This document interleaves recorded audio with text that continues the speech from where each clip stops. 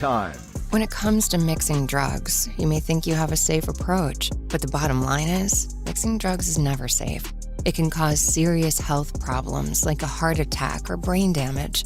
Learn more at cdc.gov/stop-overdose. Stop letting high-interest debt weigh you down. Pay it all off in days thanks to Loan Pronto's new Rapid Equity Loan. Hey, it's Dennis Cox from my friends at Loan Pronto. Imagine a completely hassle-free way to cash out your home equity. No appraisals, no paperwork, no waiting. Loan Pronto's Rapid Equity Loan uses AI-driven tech to get you approved for cash out in as little as 1 day. One client got $100,000 approved in under 24 hours, wiped out their debt, launched a home improvement project, and is now saving over $1,000 a month. Instant approvals, low fixed rates, fast transfers. Get cash to consolidate all your debt and get a fresh start for the new year.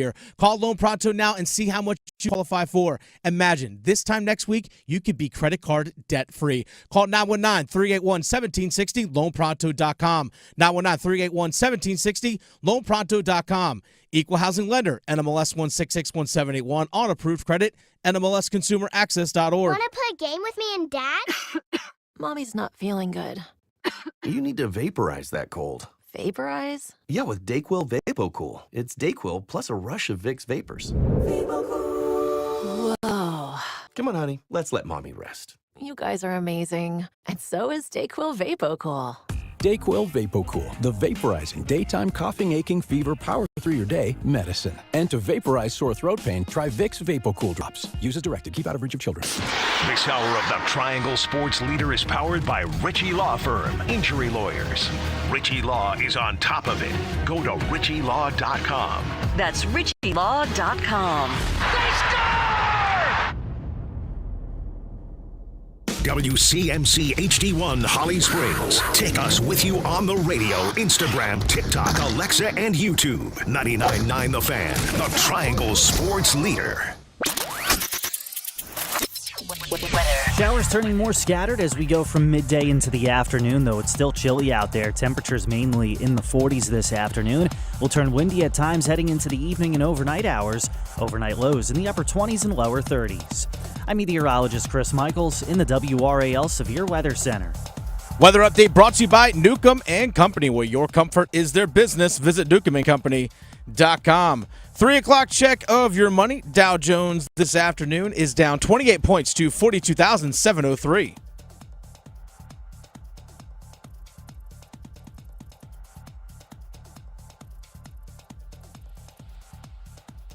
Young will try to run, escapes the pressure, and waltzes into the middle of the end zone. Throws deep down the left side. Sanders open, walks it in for a touchdown. Throws back of the end zone. Tommy Tremble, center cut. Young hits David Moore on the slant and into the end zone, rolling to his right. He can run for it. He's got the 10. He's got the 5. Bryce into the end zone. Sanders up the middle, charging through the end zone. Touchdown, Carolina. The Drive with Tim Donnelly on 99.9 The Fan. The Drive with Tim Donnelly, 99.9 The Fan on a Monday. Tim Donnelly here, Dennis Cox producing the show. How fun was that, Panther fans? Just mindless. I'm going to watch this and have a great time as the Panthers get an overtime win. That was a fun game. Fun. No doubt. Fun. Miles Sanders. That was fun. Catching passes. Scoring touchdowns. Adam Thelen, that was fun. Tommy Tremble, that was fun. Felipe Franks got a catch. David Moore got a catch. Bryce Young looked as confident as he's looked in years. Does anyone else get the feeling that there's a however coming here? Here's the big but. I hope that win changed the culture. I hope that win built a winning culture like everybody talks about. I hope that fifth win was the difference between a team that gets it and a team that doesn't. Because, make no mistake about it, it was super fun. And by the way, we will open up the phone lines for a Monday sound-off coming up in about a half hour. Heister Automotive Group hotline will be open in about a half hour, so bookmark the number, 919-860-5326. We're not only reacting to everything that happened over the weekend, like we always do on Mondays, but the entire season for the Panthers if you want to, which a lot took place. Think back to those first 2 games. Feels like it was 10 years ago. So all of that you'll be able to sound off on, as well as the college, as well as the basketball, as well as the Canes, everything you want to sound off on, coming up in about a half hour. 919-860-5326. Bookmark the number. Here's the good parts about the win on Sunday. You head off into the postseason, the off-season, I should say, with positive vibes, with a little bit of credibility for the coaches, right? If you listen to us, you will finish the season better than you started it. You go into the offseason with Bryce Young as your guy, right? There's no longer a need to bring in legitimate competition. He can be your starting quarterback. He can be the one that everybody wants to go talk to. If you have a question about the offense, you can go to Bryce. Dave Canales, no longer a rookie head coach, and it showed. Loved his play calling on Sunday as much as I've loved his play calling at any point in time this year. You're going to hear me reference this a few times, but I think it shows Dave Canales' comfortability and confidence. The touchdown that Bryce Young threw, and then he turned around and put his arms up before the ball was caught, and everyone's calling it like Steph Curry vibes. If you watch the wide angle, guess what else was taking place on that play? Brady Christensen, the right tackle, was running a shallow route to the left. He was out in the route as a wide receiver. That is an offensive coordinator, offensive mind, play caller. That's a Dave Canales swaggy move. He was in his bag yesterday. To have a right tackle running a route and have it not even really be a part of the play, just like, hey, I'm setting this up for something later. Lot to like about that game. Here's the negative. You're picking 8th. After that win, you're picking 8th. If you would have lost that game based on the way everything else broke, based on the way, other teams won and lost, Patriots win, all those sorts of things, you would have been picking 3rd if you lose that game. Now, that is real value, okay? That is real value. 5 picks from 3rd to 8th, at the top of the draft, it is real value. Can you find a stud at 8? Yes. But historically, if you go back and look at the numbers, you're much more likely to find a better player at 3 than you are at 8. So there's real value there. Now, we can get into the philosophy, we can get into the theory of what's better for the team to have a better player, likely percentage-wise, in the draft, or to get that win and to build the culture and everything else. We can have that debate, and I've had it with many of you on Twitter. What you need to do now, regardless of how we feel about it, regardless of how I might be on the side that thinks having better Jimmys and Joes is more important, regardless of that, you better find the value in winning that game.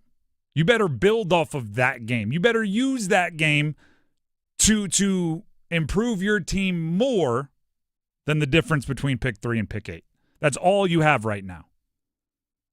The game meant something to the players. The game meant something to the coaches. You could tell by how they reacted. There was no, was I supposed to do that? It was straight hands up in the air, overtime touchdown, we won, woo. You better use it for all it's worth.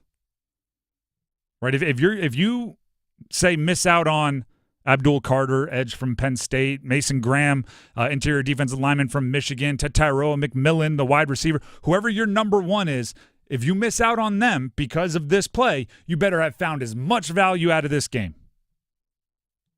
Dave Canales spoke to the media earlier today. That's the head coach. He was asked what he's learned about himself this season. Just openness to learn from people who have done it before, who have been a head coach, and then also just coordinators and position coaches who have been around football for a long time, and to take in all the information possible, and then to try to make the best decisions weekly, really daily, that I feel are best for our team, from a football standpoint. And so hopefully just learning that has helped me, and making sure that I continue to have that openness to collect all the information and make those decisions collectively. This is going to sound weird, but this is what I think Dave Canales actually learned the most, and it's along the lines of what he said. It's to narrow his focus on game day. I think at the beginning, right, first time being a head coach, he was trying to see everything. Right, he was trying to, when the defense is on the field, see everything that the defense is doing while also preparing for the next offensive drive, while also talking to Bryce Young or Andy Dalton, while also letting the wide receivers know, here's what I see, while also trying to decide if he should challenge the next play, while also trying to make it and it got a little much by the end. It was like, I'm going to focus on the offense. I'm going to focus on the play calling. I'm obviously going to be aware of everything, but I'm not going to bog myself down in the details, and that freed him up a bit.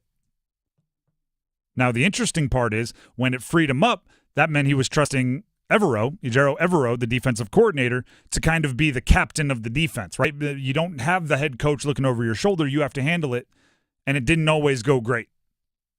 The defense gave up more points than any team in the history of the NFL. Bruh. That's a raw total. It's a bit misleading. In actuality, it wasn't the worst defense in NFL history. It was like the 5th worst defense in NFL history. Oh, that makes it so much better. If I were the defensive coordinator, I would want someone to make that differentiation for me, right? Because points per game is more important than gross total. It wasn't the worst in points per game, but it was the worst in raw total amount points given up. What we did learn today is Evero's job is safe. Canales was asked if Ejiro will be back. In part, this was his answer. Ejiro will be back with us as our defensive coordinator. We have a lot of things to evaluate, over the next couple of days, and then, certainly, into the offseason to reflect on our schemes, to reflect on our personnel, to reflect on the guys we have here going forward. And so, there's a lot of really important conversations, about all those factors. That'll be great to have. I'm a bit shocked by that. But I think I'm going against the grain here. I don't hate bringing Ejiro back. First of all, it shows that Canales is all in on Ejiro, right? And I wasn't sure because he was kind of inherited. He was defensive coordinator prior to Canales showing up, so I wasn't positive. Second, this franchise needs an overcorrection of patience. They've been very quick to do things over the last 2-3 years, and I think an overcorrection to patience is not the worst thing in the world. And then lastly, and this is the reason why I actually think it's not a horrendous decision, is the guy wasn't given a lot to work with this year. The defensive roster lacked quite a bit at the beginning of the year, and then he got hit pretty aggressively in pretty specific places by injuries. Derek Brown early on, Shaq Thompson early on. Those were 2 of the probably 10 people on the roster, and Derek Brown maybe top 3 at the beginning of the year. If you would have said, who can they not afford to get hurt? It would have been like, those guys. Lost them for long stretches and never really got it back going. Jadeveon Clowney didn't live up to expectations. They haven't drafted well on the defensive side of the ball in a lot of ways. So giving him another shot, he was well-respected enough last year to interview all over the place. So I don't hate the move. Now it's time to make it good, right? If Dave Canales shows confidence in Ejiro has to live up to that confidence next year, when I'm sure they will spend some money in free agency, spend some draft capital to give him better players. Now you have to go put together a better defense. If you think I didn't talk about Bryce Young enough during this segment, you're right. There's a lot to get to. At 4 o'clock during football at 4, it'll be all Bryce, all Canales, all reactions to one of the craziest turnarounds I've seen for a player in a single season in my lifetime. Probably across all sports. To go from where Bryce was at the beginning of the year to that game yesterday, it is worth its own segment. So we will talk about that. I promise you, 4 o'clock, be sure to be here as we break down how that all took place.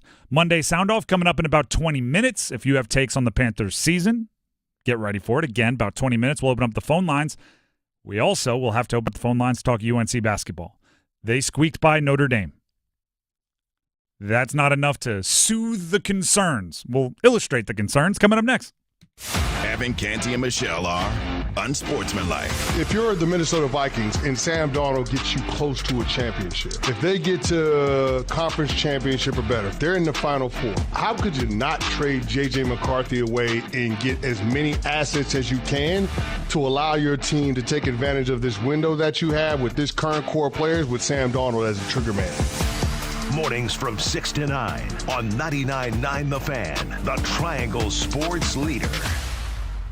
It's 2020. 2025, and it's time to get your home zero-resified by calling our cleaning heroes at Zero Res. Get 3 rooms zero-resified starting at just $109 and take $100 off your air duct cleaning as well. Book online anytime at ZeroResRaleigh.com. New year, new career. Discover a new role with the Wake County Public School System. We're hiring bus drivers and special education instructional assistants. When you join us, you'll enjoy an inspiring and rewarding role, providing safe school travel and personalized educational support to amazing students. We have new starting wages, competitive benefits, many ways to grow, and more. Lend your crucial skills to the next generation at Wake County Public School System. Apply now at careers.wcpss.net. This is the story of the one who, as a maintenance specialist for a historic high-rise, knows that vintage charm historically needs constant attention. Which is why when it's time to upgrade turn-of-the-century mechanicals, they turn to Grainger. With easy access to 1 million-plus products and the scale to deliver when and where you need them. The right tools and supplies are never far away. So the one can keep that vintage building running like new. Call, click Grainger.com, or just stop by. Grainger, for the ones who get it done. Oh, could this vintage store be any cuter? Right? And the best part? They accept Discover. Accept Discover? In a little place like this? I don't think so, Jennifer. Oh, yeah, huh? Discover's accepted where I like to shop. Come on, baby, get with the times. Right, so we shouldn't get the parachute pants? These are making a comeback. I think. Discover is accepted at 99% of places that take credit cards nationwide. Based on the February 2024 Nielsen Report. Something amazing is happening at work.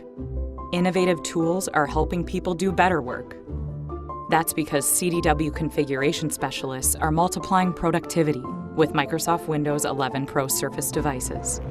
Built-in security, flexibility, and simplified management streamline tasks so your team can get more done. Microsoft and CDW. Make amazing happen. Learn more at cdw.com/surface. Hey, what do you say? John Forsland here for my friends at Buffalo Brothers. It's hockey season, baby. I live and work on both coasts, and here's the deal. There's nothing like Buffalo Brothers. The best wings on the planet and a great place to watch all the big games. Visit all 5 Triangle locations for great specials, including half-price pizzas Monday through Friday, 4:30 to 6, and $6 Jamesons on Sunday. Dine in, carry out. BuffBrothers.com. Aw, man, now I want wings. Game clock down to 6. Cadeau fouled on the 3, and he makes it.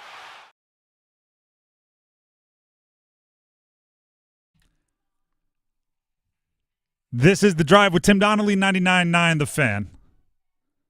How much of a relief was that 4-point play from Elliot Cadeau for UNC fans? Massive.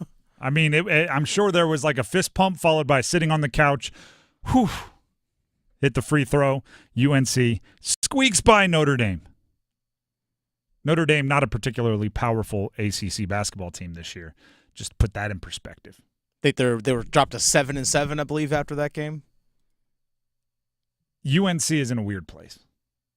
Because the win is the win is the win. That's all. Like we said it on Friday. I talked a lot about all these side quests for the good teams. I got to UNC talking about Notre Dame, and I just said, by any means necessary. An inch or a mile. You need to win the game. Technically, they did that. Kudos to you. If you have more response than that, I want to hear from you during our Monday sound off in about 15 minutes. Phone lines will open 919-860-5326. Let's start with what we know about UNC. UNC's team this year, it's Ian Jackson's team. Ian Jackson, and I'm going to stop tracking this because I think it just is what it is now, but Ian Jackson played more minutes, took more shots, scored more points, and controlled the game more than R.J. Davis did against Notre Dame. That's now, 3 or 4 straight games of taking more shots, 3 or 4 straight games of scoring more points. Ian Jackson, the freshman, but against all logic or predictions at the beginning of the year, he has taken over, and he is now the centerpiece of a UNC team that returned the ACC Player of the Year from a season ago, the Jerry West Award winner for Best Shooting Guard a season ago. But it's more than just Ian Jackson having more output than R.J. Davis. He's also just thriving. He has 100 points combined in the last 4 games. He's averaging 25. We'd be singing the praises of a senior returning 20-point scorer that puts together 100 points in 4 straight games combined. And it's not like those 100 points are being buoyed by like a 45-game performance either. It's all mid-20s. Mm-hmm. And it's not like it's taken him 100 shots. He's shooting over 56% from the field. So he's efficiently scoring points in bunches. That's good, okay? Because once you figure out what your fulcrum is, once you figure out what the center is, then you can start building the structure around it. Hubert Davis, their head coach, after the game, talked about having multiple different players contributing. I told him after the game I can point to everybody that made impact plays out there to help us win, whether it's on the offensive end and defensively, and that's what ultimately what has to happen is you have to have guys step up, and Elliott stepped up late. Jay Witt hit a 3. Drake was struggling from 3. Then he knocked down the 3. I was just really proud of this group, going through tough times, and, you have a disappointing game on Wednesday, and then you get back on the road, and you're playing at noon, and you just want something good to happen. And I'm just really happy for these kids, and it's awesome to see that smile on their face. That in right there is both everything good about that Notre Dame win and also everything I'm kind of concerned about with that Notre Dame win. Got contributions from all over the place, and he started listing them, and they were good. You need more than that from a lot of those guys. Drake Powell, quiet from 3, then he hit 1. Drake Powell went 1 of 6 from 3. If you're going to take the second most threes in the game, you're going to have to shoot a better percentage than that. Everybody's going to have cold games. One game isn't the end of the world. But Drake Powell is also the type of athlete, if the 3 isn't going in, go dunk on some people. You can attack and find different ways to impact it.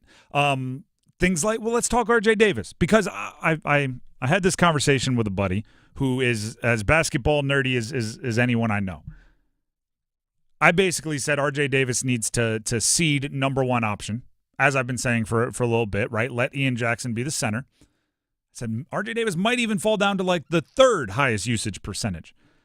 And the question immediately came back. Are you saying R.J. Davis is the 3rd best player on UNC? Or are you saying he and they would benefit from one of your better players being the 3rd option? That's it. I think R.J. Davis not being the center point might be a good thing for UNC, but they still need R.J. Davis to have a major impact on the game. He had 8 points. That's not enough. I think as the 2nd or 3rd option, 2nd most games, 3rd occasionally, he can be unlocked and still get a more efficient 20. If Ian Jackson's taking more shots, there's nothing that says R.J. Davis can't still have 20. He isn't the 3rd most talented player on the team, but his talent fits a playing off of someone else role. The fact of the matter is this: squeaking by Notre Dame is not good enough.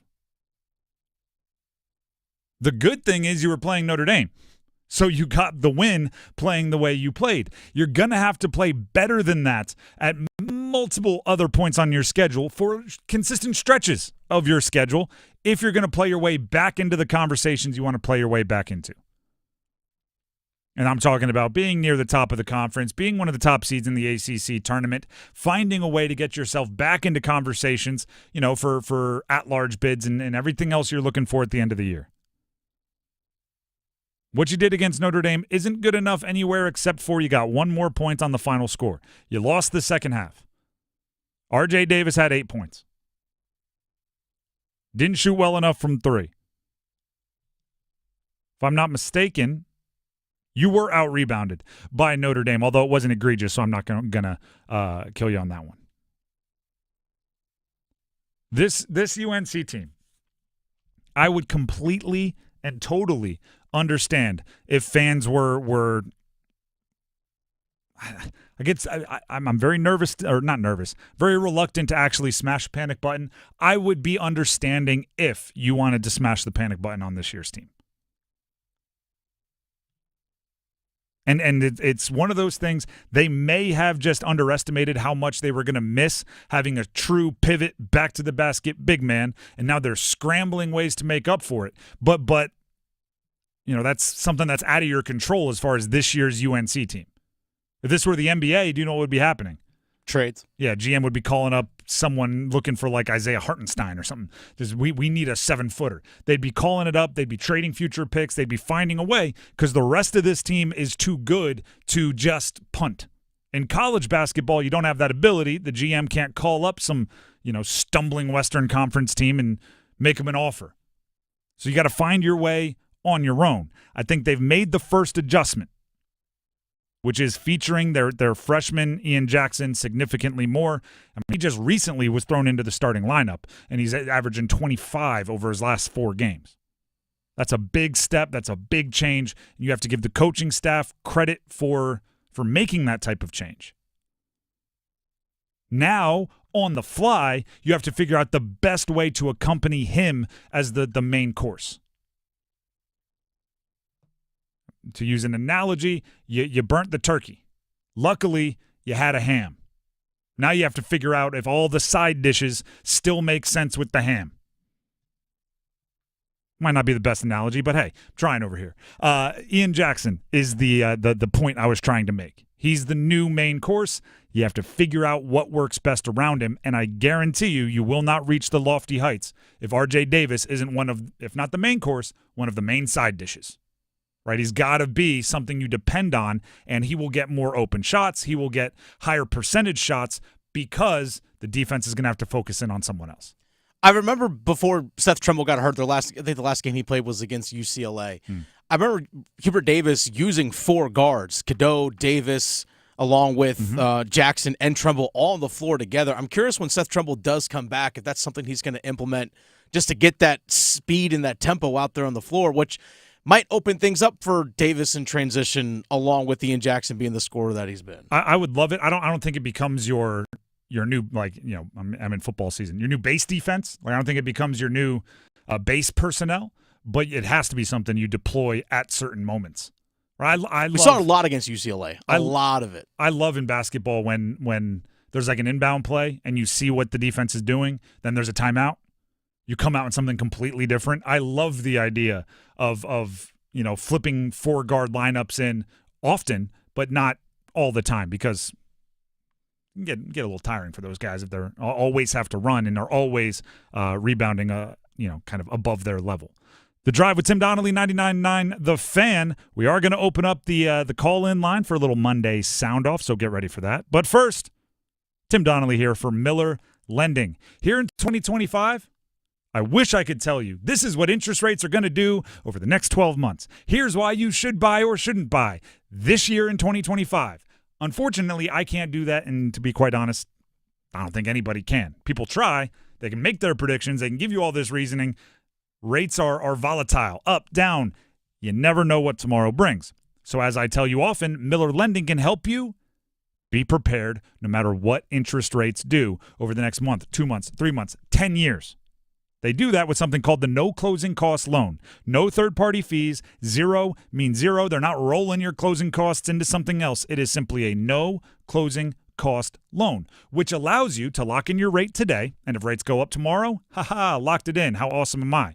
If they go down tomorrow, refinance. Why? Because it's no closing cost, nothing out of your pocket. Do it again and again and again if rates keep dropping. It's that simple. Doesn't have to be more complicated than that, right? We're always trying to keep it simple here. So give Miller Lending a call. Check out Gordon Miller and the crew. The number to call is very simple, 919-447-3377. I'll say it again for you, 919-447-3377. Or you can visit them online at millerlending.com. That's millerlending.com. Miller Lending is an equal housing lender, and MLS number 250-2146. We'll take a break. When we come back, we open up the phone lines. 919-860-5326. The phone lines are open now. Sound off on the Panthers, the Canes, college basketball, whatever you want to sound off on. 919-860-5326. Your calls next. Is your heating and air system ready for winter? Call Newcomb & Company today to schedule a routine maintenance and ensure your system is operating at peak performance. Become a Comfort Contract customer to receive priority service and a 15% discount on service calls and repairs for HVAC and plumbing work.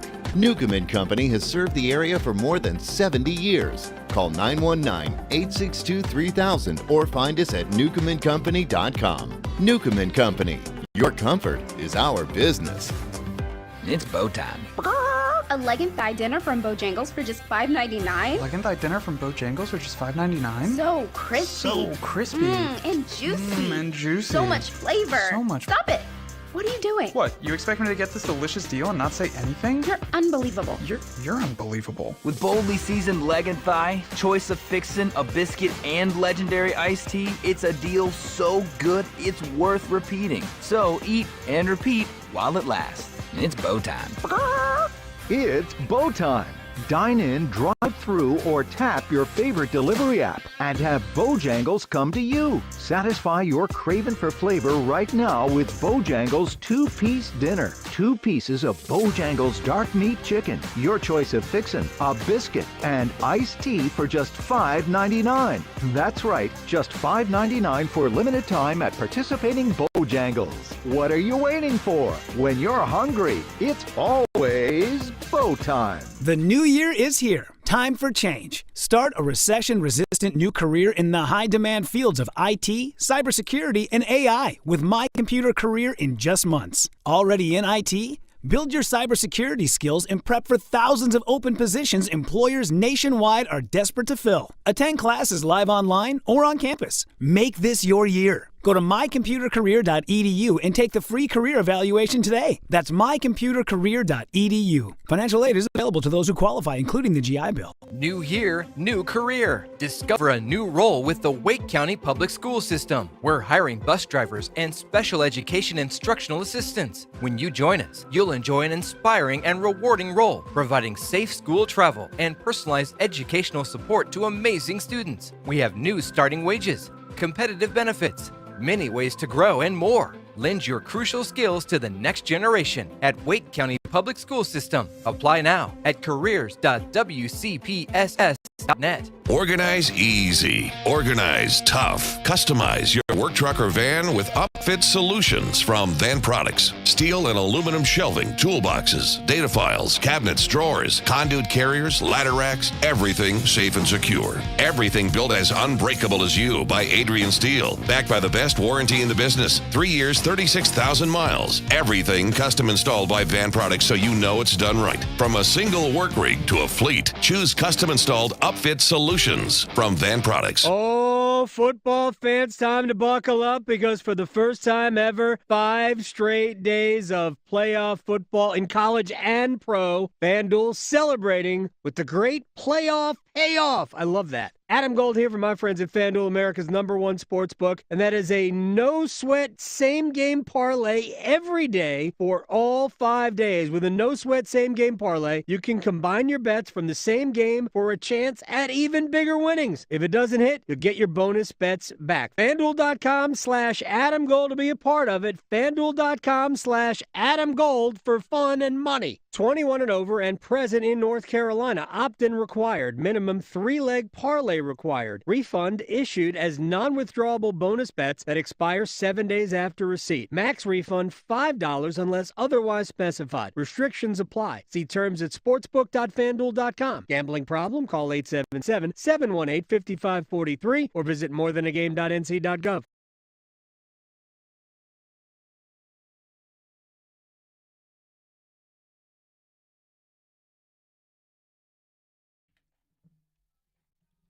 The Drive with Tim Donnelly, 99.9 The Fan.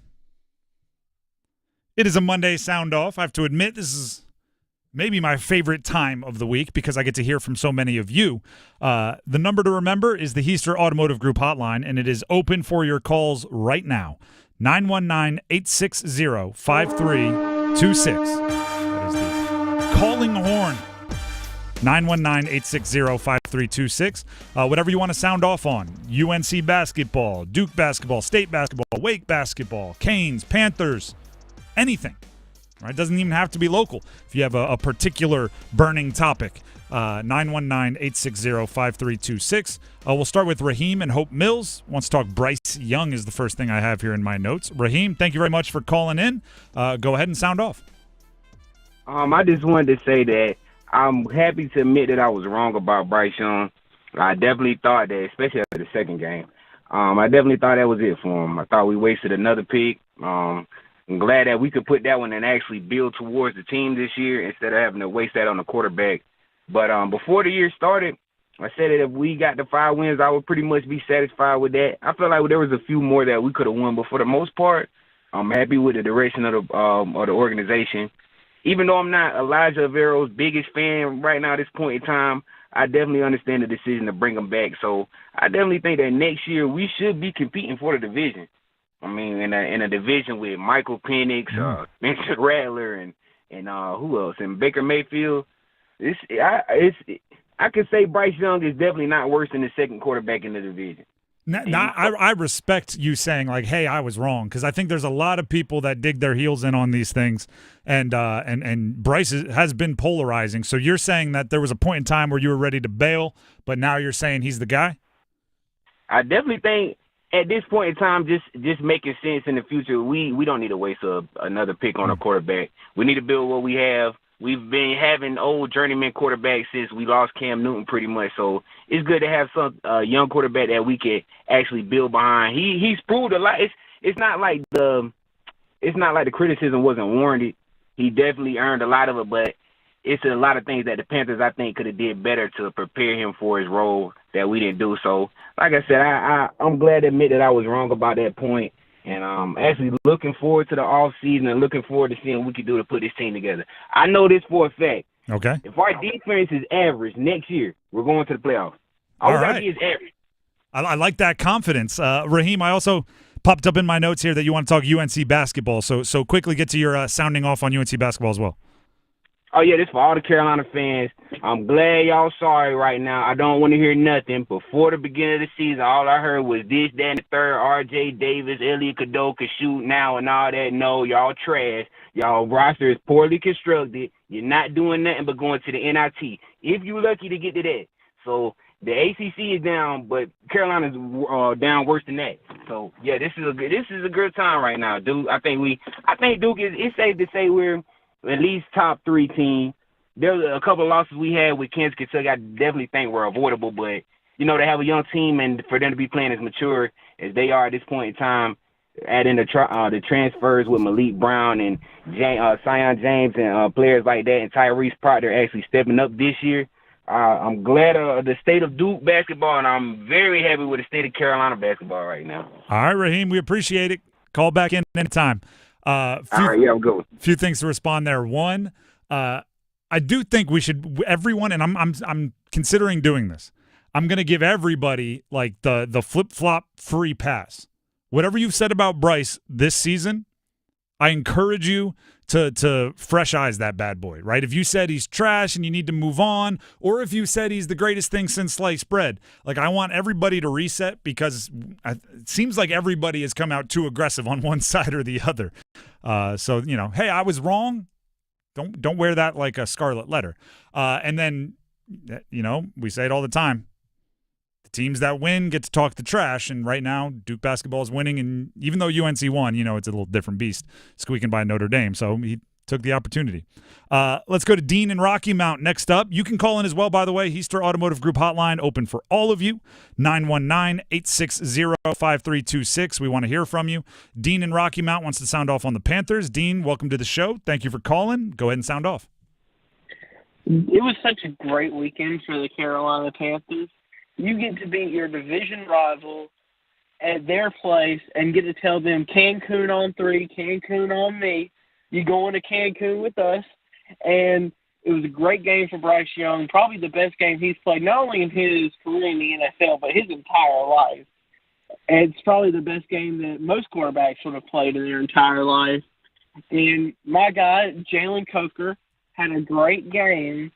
And I think his name was Raheem from Hope Mills. He was speaking some truth. Now, he may be a Duke fan. I don't agree with him on that. I'm a State fan, but he was speaking the truth about Carolina basketball. That was fun. And I think if our defense is average, I'll go further. I say we'll be a top 3 seed in the NFL. Not NFL, NFC next year if we have an average defense.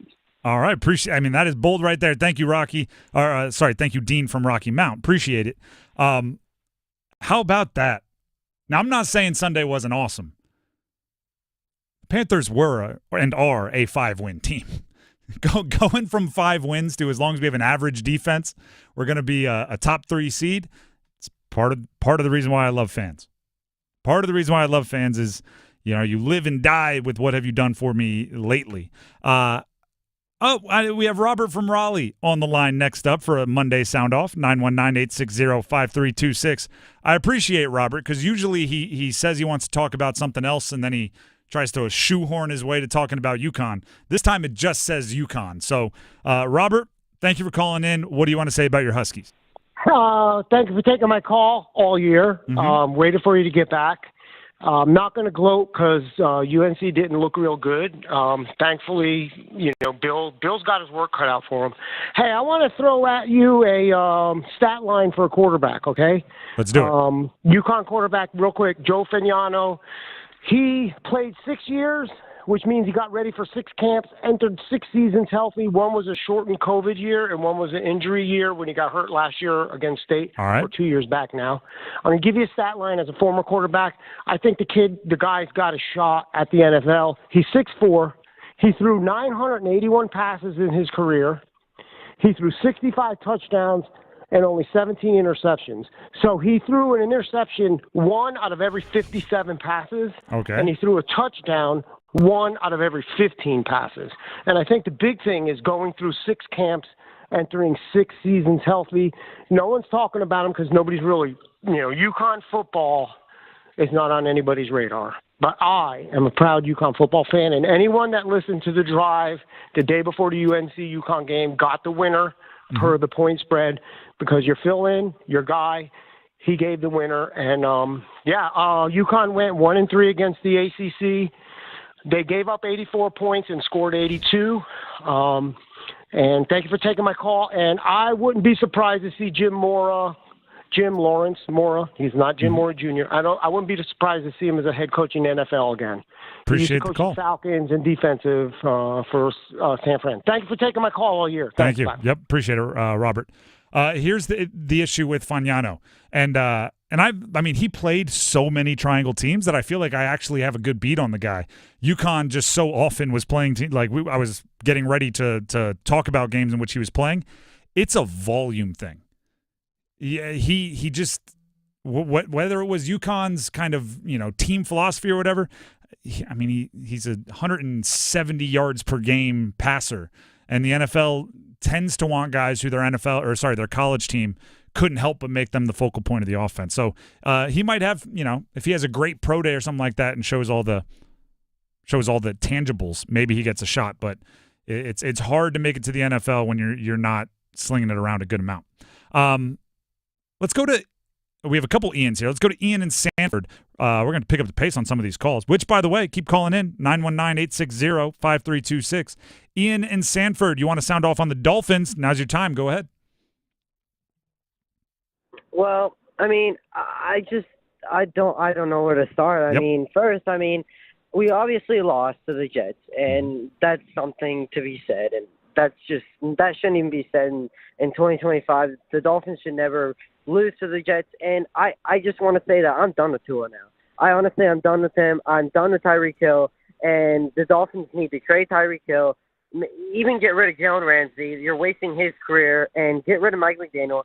And I clear house because this is 6 years of being the same team over and over and over again, and I'm done with just being 9-8, 9-8, 9-8. At what point are you going to start contending for a spot to be the number 2, number 3, number 4 seed? Because Lord knows that if you go into the cold, you can't win in the cold.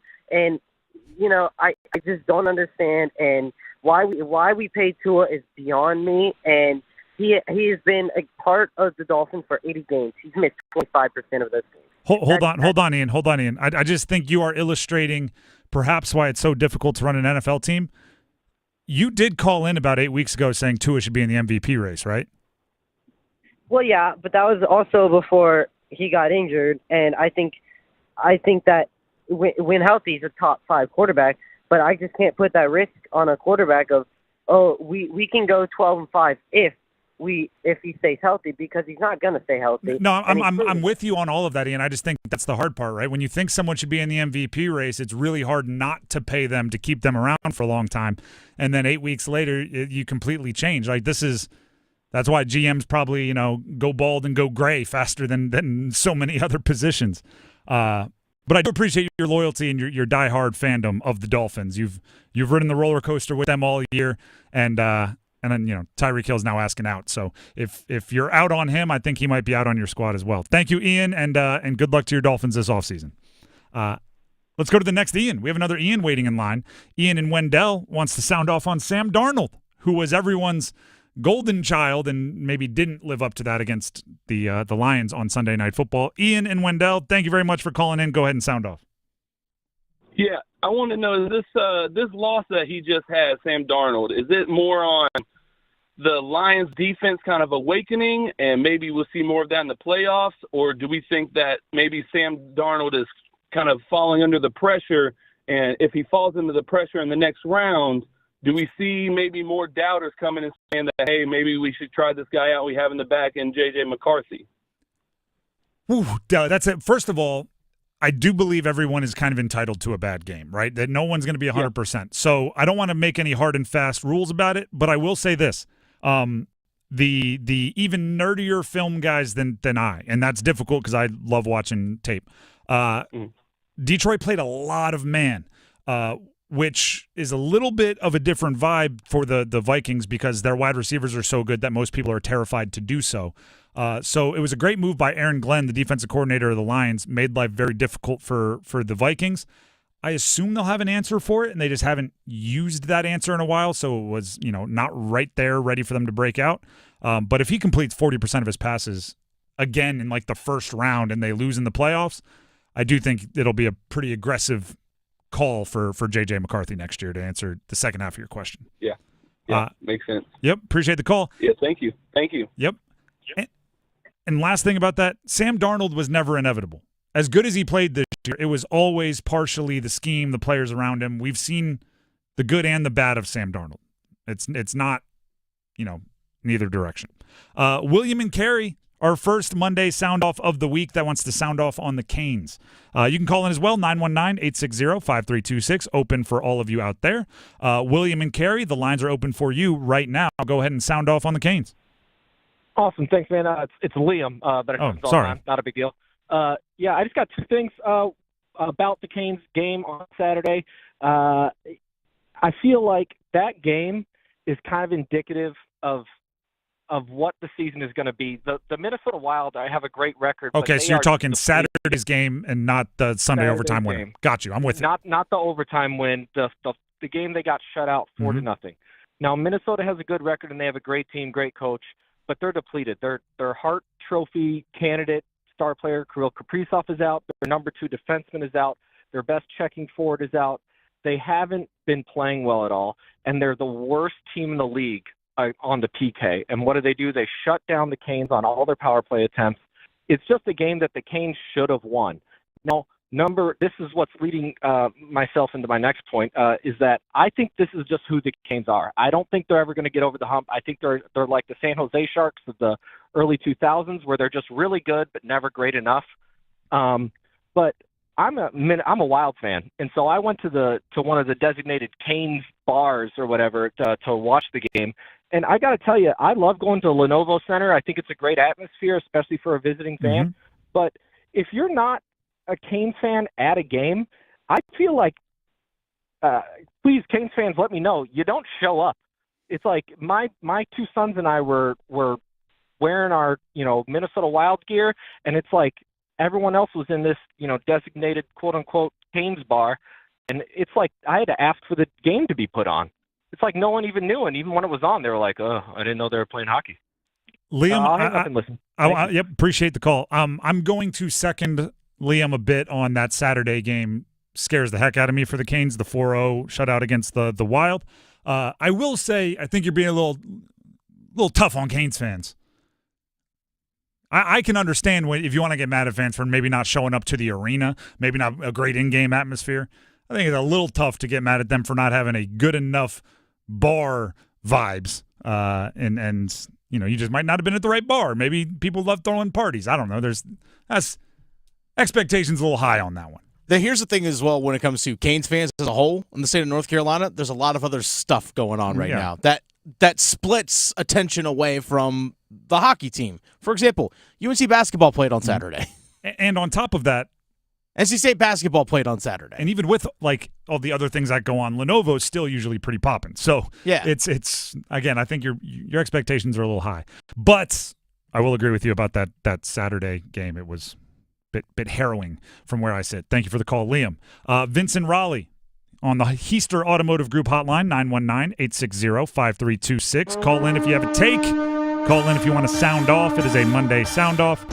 Vince in Raleigh wants to sound off on NC State. Now I need to know what sport and what the sound off is, so let's get Vince on the show. Vince, go ahead and sound off. Good afternoon, gentlemen. I've talked to you a lot about NC State football. We can go into the defensive back problem there, but I'm calling about hoops. And it's kind of interesting. I'm noticing that there's a little similarity between the two teams. Defensive breakdowns early that put them both into deep holes early in the game. Inability to sustain offense into the second half, kind of offense that's just kind of petering out in the second half. And often an inability to find like a key central player. They can't find like their number one go-to shooter in the hoops team. And they kind of underutilize guys like Concepcion on the football team. So this team, I don't know if you did have a chance to catch the Wake Forest game. It was on the same time as the UNC game. But there were a lot of technical breakdowns, missed rebounds. They only shot like 45% on their layups. The execution was not there, and at times the effort. But one of the worst things, as you pointed out, they don't have a number one scorer, and that's a big problem for any basketball team. But also as a team, they're just not a very good shooting team. So they're going to have to identify that scorer soon. And I'm suggesting they use Hill and pass a little bit more because they are the kind of best inside or outside scorers, and try to get Dioff into the game perhaps, because he is a pretty good rebounder and their rebounding has been suspect. So a lot of problems there. I mean, we know that Carolina has a lot of issues, but State's got to figure their issues out quick or they're not going to be making the tournament. So that's just my opinion there.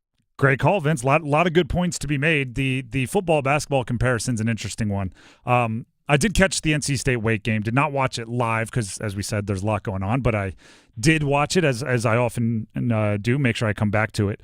I think the number one thing that team does, and it goes along with what you said, is the starts are really tough. Then they can storm back. Like they found themselves down, I think it was 19-4. Storm back to close it to 2. There's no point in a game where you should be able to close the lead by like 15 and not be winning, right? It's if you close the lead, you get the jolt of taking the lead or putting some distance between you. And then, yes, as I've been saying the whole time, their scoring main character is really tough to identify. And it still seems like there's 3 or 4 guys that think it's them. And that's a really tough thing to navigate because, if you think you should be getting the shots and you're not, it can play some tricks on you. Reggie and Sanford up next here on our Monday Sound Off. He wants to talk Lions. Reggie, go ahead and sound off. I assume this will be a positive one if you're a Lions fan. Go ahead and sound off on Detroit. Hey, you know what? Experts and analytics, they always, try to say the Lions are depleted. Yeah, they've been injury prone, but how they finished the regular season with a emphatic 31-9 win.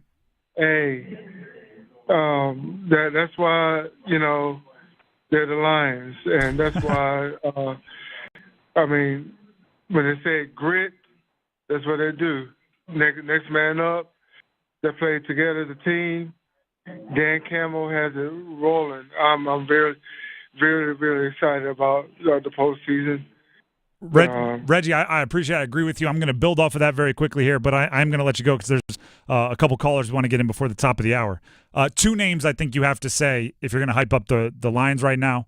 One is Jahmyr Gibbs. He's a beast. He's really gosh darn good. And the other, Brad Holmes, the GM. Because you're right, they are depleted. They are injured. They are all of those things.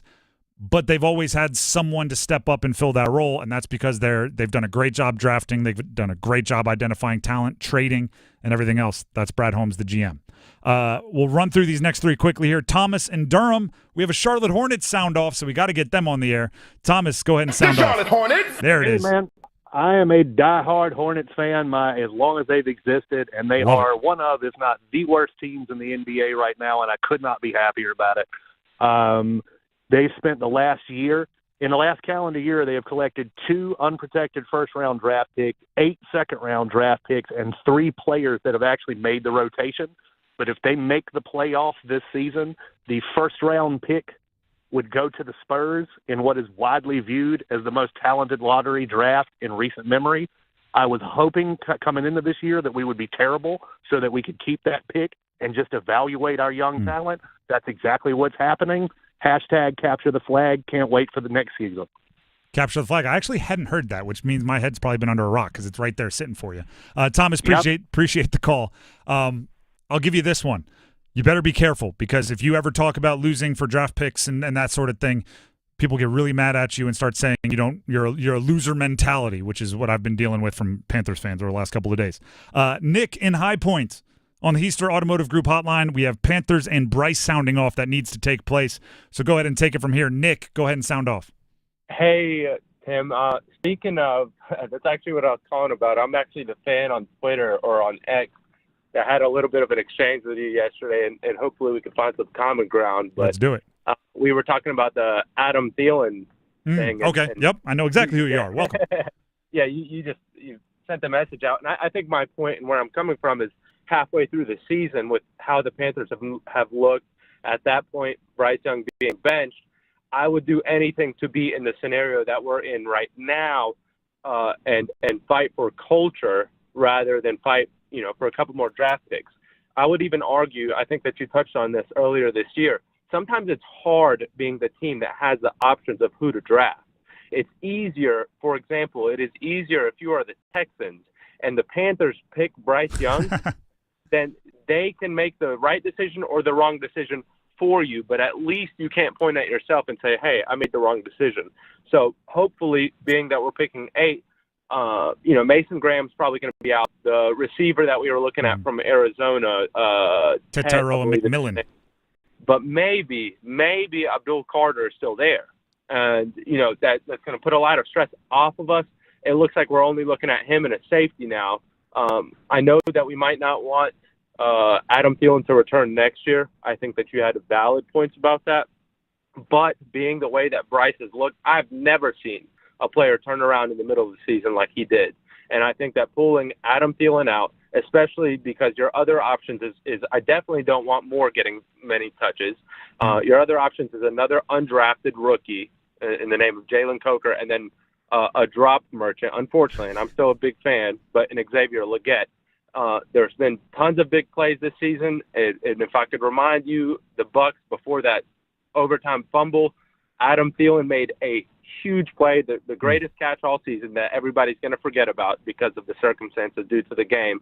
But that's why I think it was important to play Adam Thielen for the sake of Bryce Young, because the quarterback position and Bryce Young is more important than developing our young receivers. They are more replaceable than Bryce is, especially with all that we have invested in him. Appreciate the call, Nick. We got to move on here because we're at the top of the hour, but I can promise you this. We are going to talk all about Bryce Young and his day in the sun on Sunday when we come back as part of Football at 4. But before we do that, here's our very own Dennis Cox. Hey, Dennis Cox here for ESPN Bet Sportsbook. The action is heating up this playoff season at ESPN Bet Sportsbook. Lock in your touchdown picks, check out trending parlays, and increase your winnings with profit boosts. New customers can get up to $1,500 back in bonus bets if your first bet doesn't win, and unlock 30 days of ESPN Plus. Download the ESPN Bet Sportsbook app and sign up with the promo code RADIO to get started today. Must be 21 plus. Gambling problem? Call 877-718-5543 or visit morethanagame.nc.gov. Terms and conditions apply. See app for details. The Drive with Tim Donnelly, 99.9 The Fan. As we said, Football at 4 coming up next. We focus in on Bryce Young. Stick around.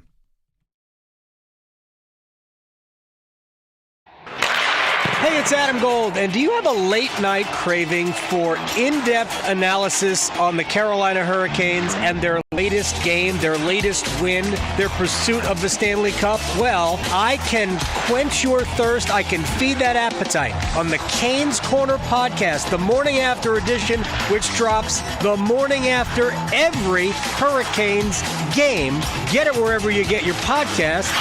Brought to you by the Aluminum Company of North Carolina.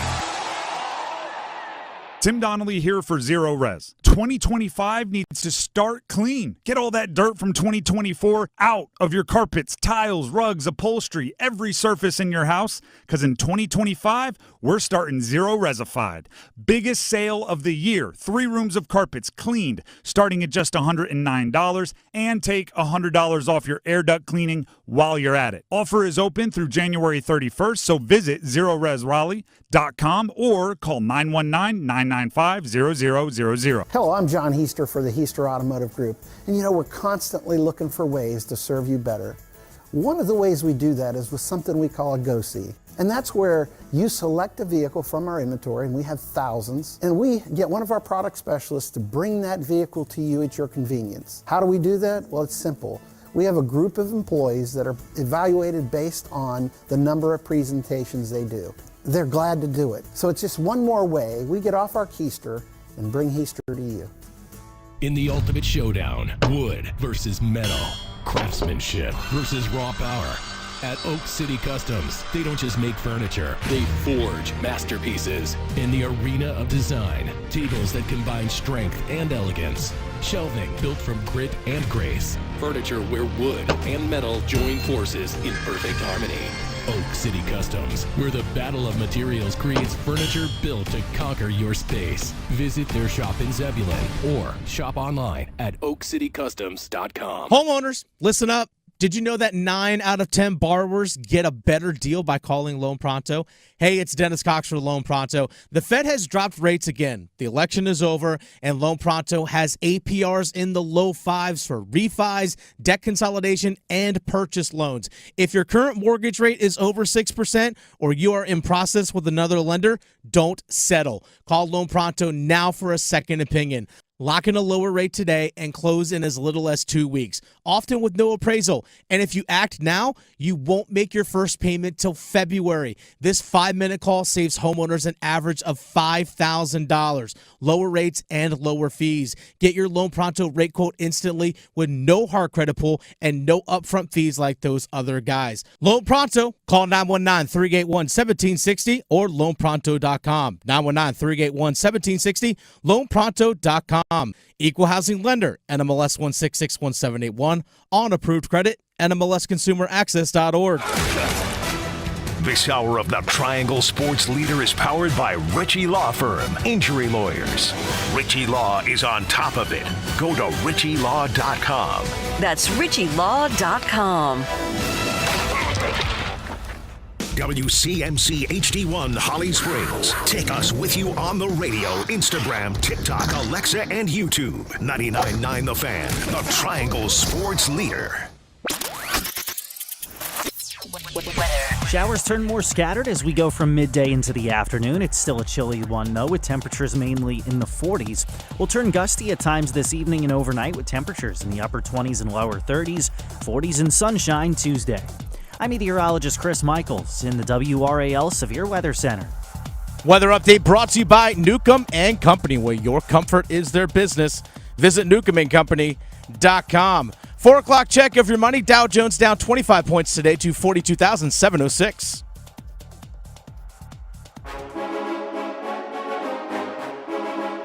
Let's move the chains.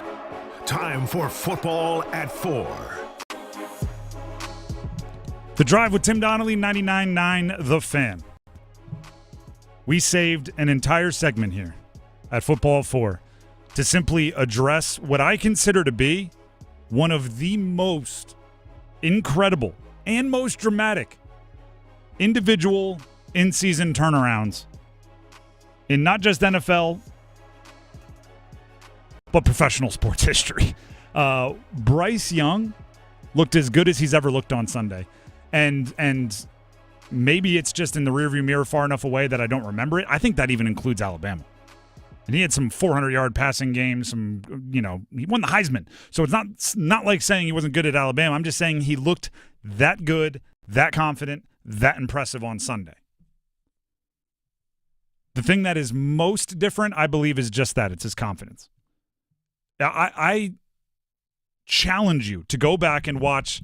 It was the second game of the year, third down. He scrambles to his left, buys time, flips his hips, sets up. It's a third down on the fringe of field goal range, and it's as if you disconnected the controller. He just takes the sack out of field goal range. Could have just thrown it away. Probably could have found somebody downfield. Didn't. And the thing right there at that moment, it was like his confidence is gone. Now, cut to Sunday. He's throwing a touchdown. I believe it was Tommy Tremble over the middle. And before the ball is even caught, which, let's be real, Bryce Young has had a lot of passes dropped this year. So even if he's like, that ball's on target and the guy's open, the instinct would say, I should watch to make sure he solidifies it. But he has confidence in himself throwing a catchable ball, confidence in Tommy Tremble, confidence in no flags, turns around, doesn't even have to watch, hands in the air, touchdown.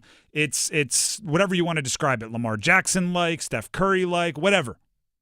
It's the swaggiest we've seen him. Going the distance between those 2 points, 1,000 miles. That is the thing that is most different about this offseason based on Sunday. And Dennis, I have to admit, I missed this, right? On, what was it, Thursday. It was Thursday. We were talking about what was actually there to gain or lose and what could you still do on Sunday. And we both kind of came up with, and correct me if I'm wrong here, more reps, right? You can try different things. You don't get to simulate a game in any kind of real way until at least next year's preseason. Try some different stuff. Do some different things. I didn't realize that I think actually the thing that they gained most on Sunday is how Bryce Young will be approached this offseason. Bryce Young now, after Sunday, and I do think it's a little bit, maybe even a lot of bit different just based on Sunday, he goes into the offseason as the guy. Dave Canales, for the first time, showed real, like above what is expected confidence in Bryce Young after the game, right? The whole, is he the quarterback? Yes, he's our starting quarterback. Said it with his chest. Said it with some emphasis. Bryce has no one questioning his status as the 2025 starter for the Panthers. All offseason, he will not, because right there, the only way to lose some of this confidence would be to do something bad in a game, and there's no games until next fall. The team, because here's what would happen. Even if Dave Canales was quietly super confident in Bryce Young, and even if Dan Morgan still thought he was the guy, and even if David Tepper wasn't forcing them to find replacements, even if all that was happening, if they didn't bring in legit competition this offseason, I'm talking about if the offseason started a month ago, if they didn't bring in legit starting quarterback competition and Bryce didn't play well last year, or next year I should say, not last year, next year, you'd look foolish. You'd be like, yeah, you didn't think you needed an insurance policy in case that guy didn't play well? Now the team will not look stupid if they don't bring in competition. Matter of fact, they can bring in a veteran, but that veteran will know they're coming in as a backup. You could keep Andy Dalton around if you really love him that much. You could bring in a player like that. But here's the big flip. Right, actually, you know what? Let's first. Bryce Young spoke to the media today, and I want to emphasize this as well. The support of his teammates is growing with each swaggy play he makes. Here's Bryce Young on the support of the rest of the Panthers. That means a lot. Again, this is a team sport. We all play for each other, and it's the same way for me. Just being able to go in and build as we are with the foundation of guys we have here with this team. I've been so grateful to be a part of this team, and I'm the same way. I have all the confidence in the world in them, all the trust in them, and just knowing that we're in this together. We all are able to trust each other, lean on each other, and play for each other. It's a great thing about being here. Here's the thing about confidence, And Dennis, as a former college coach, I would like to see it from that angle because I've never been a coach outside of very weird instances. Here's the thing that I think is inexplainable about confidence. The more confidence you have in yourself, the more confidence others have in you. Oh, easily. Right? It's some weird chemistry thing where if you don't believe in yourself, suddenly everyone else is like, I sense that. You can do the same, you can make the same throw, you can do the same things, but if in your brain you're questioning yourself, everybody else is going to question you. Which Bryce this week, compared to earlier in the season, I think the players trusted him more. I think Dave Canales trusted him more. That was the best play calling game I've seen from Dave Canales, and on top of that, it was a bit of a flex. Right? I mentioned this earlier, but Brady Christensen was in a particular formation on that touchdown pass, the one we talked about, the hands up, the turning around before it's caught touchdown pass. Brady Christensen, due to a unique formation, was at his kind of right tackle spot, but he was also an eligible receiver. This guy ran like a 3-yard cross the field under route. He's the right tackle. That is, and I say this with all glowing appreciation for what Ben Johnson at Detroit is. That is Ben Johnson in Detroit level swag of play calling from Dave Canales. And you don't do that if your entire goal is to hide an unconfident player, which I do think was the entire goal at points in time this season. All right, we need to get Bryce an open catch, and if it's not open, we need to get him a very easy get-out-of-jail-free throwaway. We need to get him on the move, or if they blitz, we need to give them a blinking neon sign saying, here's what you do. They were trying to make the game easier. I don't know what the read was on the play, but when your check down is your right tackle, your head coach is giving you a lot of leash to figure it out. Even if it was just a complete decoy, you're setting something up in the future, so teams have to consider, do we have to guard the right tackle? That's just confidence breeding confidence. So that is something that I failed to recognize. I failed to recognize going into the game on Sunday that if Bryce Young put up 5 touchdowns for the first time since any quarterback has done that for Carolina since Cam Newton's MVP year, that it would give him not just confidence in himself, but everybody else feeling more confident in him going into the offseason, which puts him at the position of leadership. And I don't care what level of football you're playing, you need your quarterback to lead, and the best time to build all of that is in the offseason. It's why I am so high on naming your starter. It's why I'm so high on as soon as you know who your starter is, right? As soon as you know who your starter is, making that decision and making it public rather than waiting and saying, well, we're going to do it. Or I complained a lot about UNC this year, waiting until the opening game to make that kind of announcement. I'm going, no, your quarterback needs to know and everybody else needs to know that there is absolutely no doubt who your guy is. This offseason, there's absolutely no doubt who their guy is. Something as simple as in the NFL, I don't know when it became like you have to do it. If you're a starting quarterback, you have to pick a week. You have to pick a location. You have to host all of the receivers and pass catchers. Right, usually you bring out the center so they can just snap it to you. It's usually, some place warm. You work out in the morning. You maybe get a lift in the afternoon. You go out to dinner. You catch a sporting event. Right, you do it. It's like a team building activity as much as anything else. But quarterback competitions are always funny. All right, well, who's going to host? All right, well, who's going to be the guy that picks up the check? All right, well, who's going to be the guy that does this? Who's going to be the guy that chooses the week? Bryce Young is that guy for the Panthers. And that's important. And now he gets to build off of this past season. This will be the last clip we have for you in this segment. Bryce Young earlier today on building off of this season. Just being able to build, us having this foundation, obviously, compared to last year, when you're going in and knowing you're restarting and things are different, it's a different approach, and this year knowing, you know who's, you know what you're working towards, I have a lot better idea what you have, you never know obviously what the offseason holds and all that, but the foundation is there. So being able to carry that out is huge, and just being able to continue to build, us as a team, having flashes, knowing what we're capable of, and now just the focus, instead of finding it, being on, making it consistent, making it the standard. I think it's a lot better place to be. At some point this week, we'll do our way too early expectations for next year. 5 wins this year. Building off of that is getting pretty darn close to the top of an NFC South. Partially because the top of the NFC South, it's not exactly a mountain. It's more of a hill or a mound of some kind. Molehill. It's not the but it's also, summit. You look at all the close losses that they had, and the stretch of close losses that they had against Kansas City, against Philadelphia, and some other games.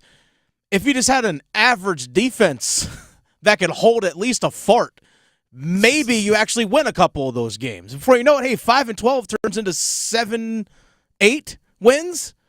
I hear what you're saying. It is dangerous to play that game because if for example, if you kept Brian Burns, your defense is better. But then you might not have the offensive line that you had. You might not. True. Like, it's hard. It's part of why building is so important, right? If you solve the offense this year, what you have to be able to do, and by the way, you didn't solve it, but if you improved the offense a bunch this year, you have to find a way to improve the defense a bunch next year without having to take away from the gains you made on offense. It's that slow build that I've been talking about, right? I think next year is the year you want to compete for a division. The following year you want to start getting loftier than that, but it has to be that slow build. The Drive with Tim Donnelly, 99.9 The Fan. Speaking of slow builds, it's exactly the theory and strategy behind our ladder challenge. Still building in January, still looking to get the big money, still competing with Dennis coming up next. It's bowl season. Listen for college football's best through January 20th. Every major bowl will be brought to you live. Touchdown! Travion Henderson, 66 yards, and the Rose Bowl route is on for the Ohio State Buckeyes.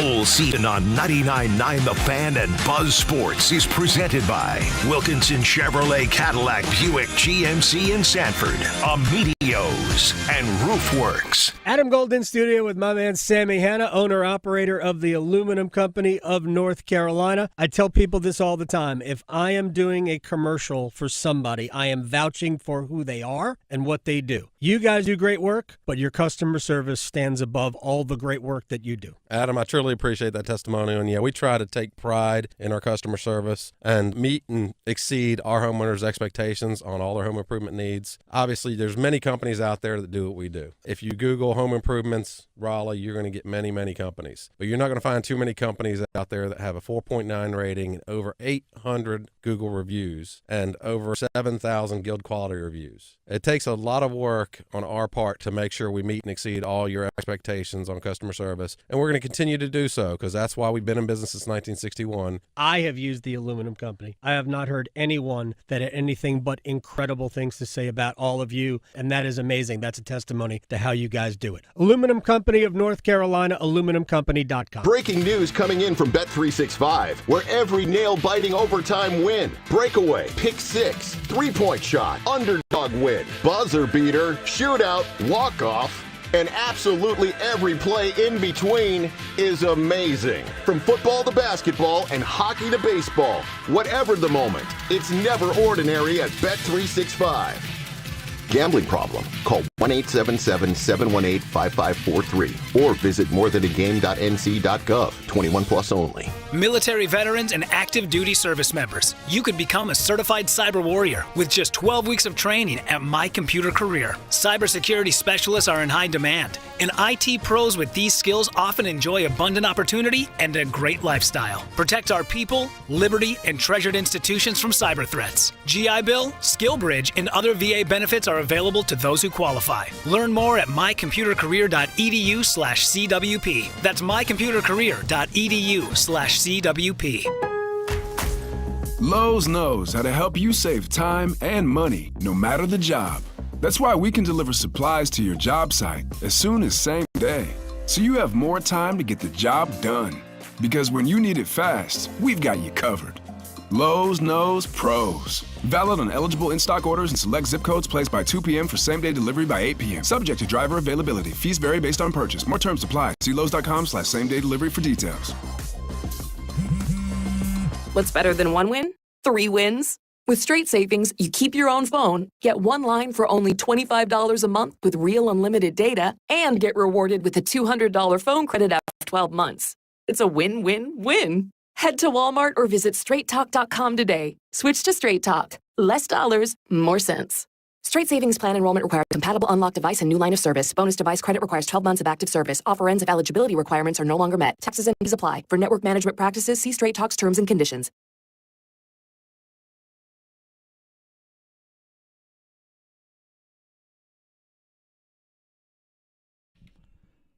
The Drive with Tim Donnelly, 99.9 The Fan. It is time to jump into the ladder challenge. If I'm correct here, Dennis, I don't know if you won over the weekend. Did you hit over the weekend? I did not. Oh, well, good thing I didn't say what I was about to say. I was going to go, hey, we both haven't missed as of yet, but it turns out maybe we have. What happened? Give us the breakdown. Connor McDavid did not put the puck on net enough. Simple as that. I needed 2 shots on goal from Connor McDavid, and I got none. You want to vent on him a little bit? You want to let fine. Connor McDavid know, give him a piece of your mind? No, that's fine. I probably just won't be picking him very much. All right, well, in that case, for the first time in a very long time in the ladder challenge, I get to go first. Yeah, no, you actually have a lead. I have a lead. Now that I've said that out loud, if I were a superstitious person, I think it's going to go down. But I did hit on Friday. My pick was Lamar Jackson, 150-plus passing yards, finished with 217. Easy winner. Today, I'm going to the NBA. Jalen Brunson of the Knicks, 18-plus points, 18 or more points versus the Magic. The Knicks are on a 2-game losing streak, including a weird heartbreaker to OKC on Friday where they were ahead by a bunch and collapsed in the fourth. But here's why. There's something about point guards and New York City, and it's in New York. They're playing the Magic, who aren't the most physical bunch in the world, although they are a young, very much ascending team. I just think Brunson is kind of New York's guy, and when they need a win to end a losing streak, they go to him. They're playing the Magic. They're favored to win by 11.5. He averages 25. I think he is the one to make sure they don't lose that game. Not only do I think he gets 18, I think he's looking at 30-plus. So give me Jalen Brunson, 18-plus. It is a plus 750 bet, which means my $13.84 that I'm rolling over will become $15.68 by this time tomorrow. Okay. I'm going to go hockey. Washington Capitals are at the Buffalo Sabres. Give me the Capitals, tease the puck line. Plus 2.5 for the Caps. Really? One of the best teams in the league playing one of the worst teams in the league. Give me the Caps plus 2.5. That's a minus 675. So my $10 will turn into $11.40. You love those line-moving hockey bets. Yeah, I really do. All right, so there you go. We'll see who stays in the lead. It's still extremely early, right? We're right at the beginning of January. If our history says anything, the way to win at the end of the month is to just kind of stay the course. So we'll see how it goes. At least I wouldn't know. I haven't won a month yet. The Drive with Tim Donnelly, 99.9 The Fan. Let's jump to the podium. The Podium is a one-week award. It's important to remember that. It is awarded, the medals are awarded, I should say, to the 3 of the 4 ACC teams from the state of North Carolina. There will be someone off the podium. They will get nothing. Bronze, silver, gold, and it is all about how they have performed over the last calendar week. This is the last week where football will be included because bowl season coming to an end. Duke had their bowl game during this week. Everybody else's season is over. So from this point forward, it'll be just a men's basketball award. There's like 2. It's like high school classes. You know, you have like 6A and 5A. This week, there's 2 classes. There's the top class, which are 2 teams that I think you could argue back and forth for silver and gold. And then there are 2 teams that I think you could argue back and forth for off the podium and bronze. So maybe you can deduce where we're going to go based on that. Off the podium, NC State. They lost to UVA in men's basketball, and they kind of got smoked by Wake over the weekend, 77-59 at Wake. We had a caller call in today during Monday's Sound Off who voiced their concerns about NC State basketball, and it's sometimes you need to hear someone else say it. I think they're all things that we believed about NC State, but just hearing him list all of the things that he thought State could do better, and in my head I'm just going like, yeah, that's true. Yeah, that's a legit concern. Yep, that's concerning as well. Oh, would you look at that? That is concerning.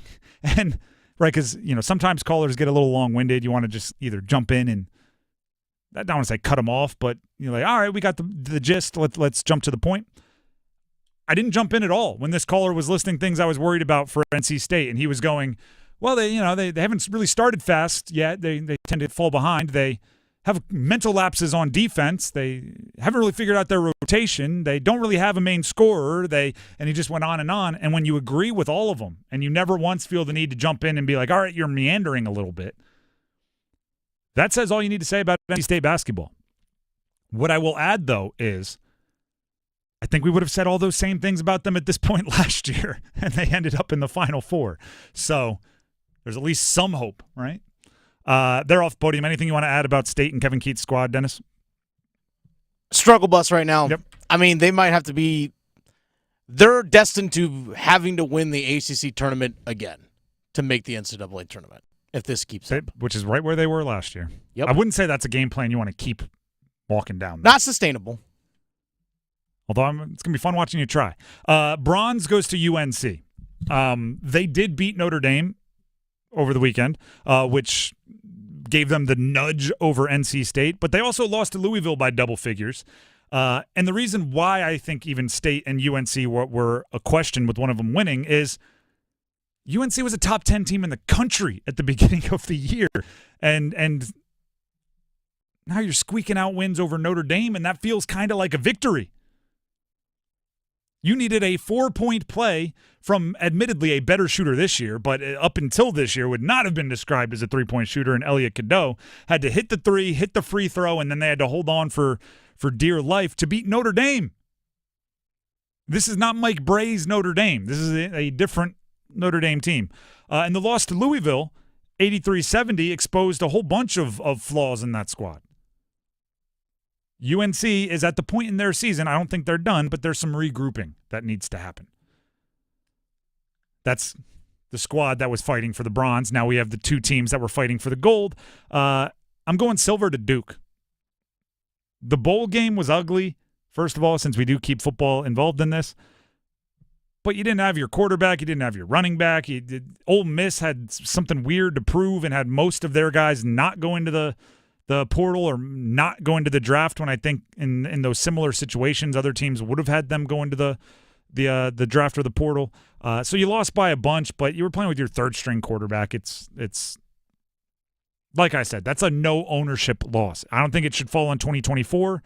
I don't think it should fall on 2025. It's just kind of Bermuda Triangle. And then your basketball team did some really good things. Men's basketball smoked Virginia Tech 88-65 and smoked SMU on the road 89-62 without your coach. John Shire stayed back in the Triangle. He had an illness, which we'll talk about in a little bit. I think it actually, as long as John Shire is good, right, you never want anyone to get sick, I think that could have been a weird positive for Duke. So we'll explain that when we get to that game in depth a little bit later on.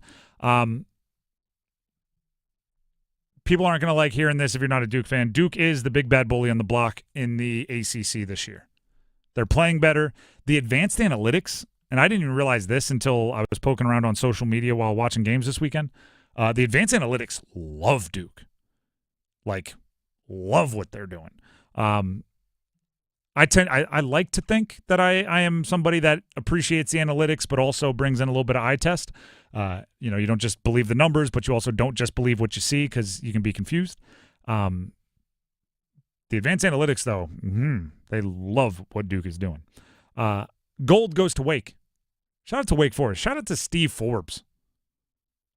81-71 win at Syracuse. Finally got that road win. I knew you were going there. Finally got that road win. At Syracuse. And by the way, Syracuse is a weird road game. I lived up near Syracuse for a while, especially this time of year. It feels like another country compared to down here in the South. So it's just they went up there on a business trip. They won by double figures. They came back down. 77-59 win versus NC State. which is going to be a game. I know they're not the biggest rivals in the state of North Carolina, but all of those create a little bit more intensity. There's a little bit kind of heightened action. And a nearly 20-point win is a nearly 20-point win over a team that was in the Final Four last year. That's all worth mentioning. What I will say, and here's my concern for Wake, and we'll talk about it more in a few minutes. They shortened their rotation. They played like 7 guys, 6.5 guys. I do think a lot of teams in the ACC do that, but this early, it's a little bit worrisome. You're 2 injuries away from having to dust off guys that have been cold. So we'll see how that goes. But can't argue with the results this week. 2 double-digit wins in conference. It's big for Wake Forest. There you go. That's the podium. Anything you'd argue against there, Dennis? No disagreements here. Look at that. The synergy on the show is lovely. That's the podium here on The Drive with Tim Donnelly on 99.9 The Fan. Let's get into something I talked about there. Duke smoked SMU on Saturday. You can go back and listen to the show. I don't know if we got to it on Friday because it was a quick show, but I know I said it on Thursday. I expected Duke to win that one by a lot. Yeah, we did picks on Friday, and we both said somewhere around like 17, 18. And even with SMU not being a pushover, I was like, yeah, but Duke is that kind of level above. And the take I had last week was, and it was based on watching the Virginia Tech game, which was their previous win, they're going to have to find mini goals. They're going to have to find other ways to judge their success than wins, losses in conference, because the conference is down, right? It used to be, 10 out of the 14 teams you'd face in the ACC were going to give you a real test. And when you were facing those other 4 teams that were having down years, you were just trying to catch your breath to get back on the treadmill and get back into the meat grinder of the ACC. This year, Duke's going to go stretches where they're favored by double digits for 4, 5, 6 straight games. And you can't simply take a win-loss as the only measure of success like you could in the past. So I talked about mini goals, right? You want to win and shoot above 50% from the field. Win and have 12 or less turnovers, whatever it is, and then be mad as if you lost if you didn't hit those mini goals. Because that's how you get attention. That's how you go back to the drawing board. That's how you fix things. I didn't think of this. Try to win without your coach. I didn't think of that as like a mini goal to hit, but it did make that SMU game a different challenge, right? It does lock you in a little bit more than we're playing a team that we should beat by 20. John Shire, not on the sideline, stayed back dealing with an illness, as I mentioned. Now, obviously, you don't want someone to get sick. So I'm not sitting here going like, thank goodness Shire was stuck on his couch watching Price is Right, because that's what you do when you're sick and at home from school. Like, I'm not saying that. But from a basketball challenge, I kind of loved it, right? I kind of love, the example I used, and I can't remember where I used it. So, Dennis, if you heard this already, I'll do it quickly. Did I do the West Wing thing here about the cutting of the tie? No? Okay. Cool. Okay, yeah, I know what you're talking about. Yeah, there's a scene in the West Wing, which is a show from like 20 years ago, where a president is going out for a debate, and everybody, I guess they thought that he was a little too calm, right? A little too like, I've been here before, a little too not fired up. So the first lady, like 30 seconds to air, chops his tie off. Scissors, cuts the tie about halfway down his chest, and all of a sudden it becomes a mad dash. You take off your tie. You put it on. This one hasn't been screen tested. And they go out there, and because he has that energy, he lights it up, and they win the election. I forget how it ends. Duke got that a little bit.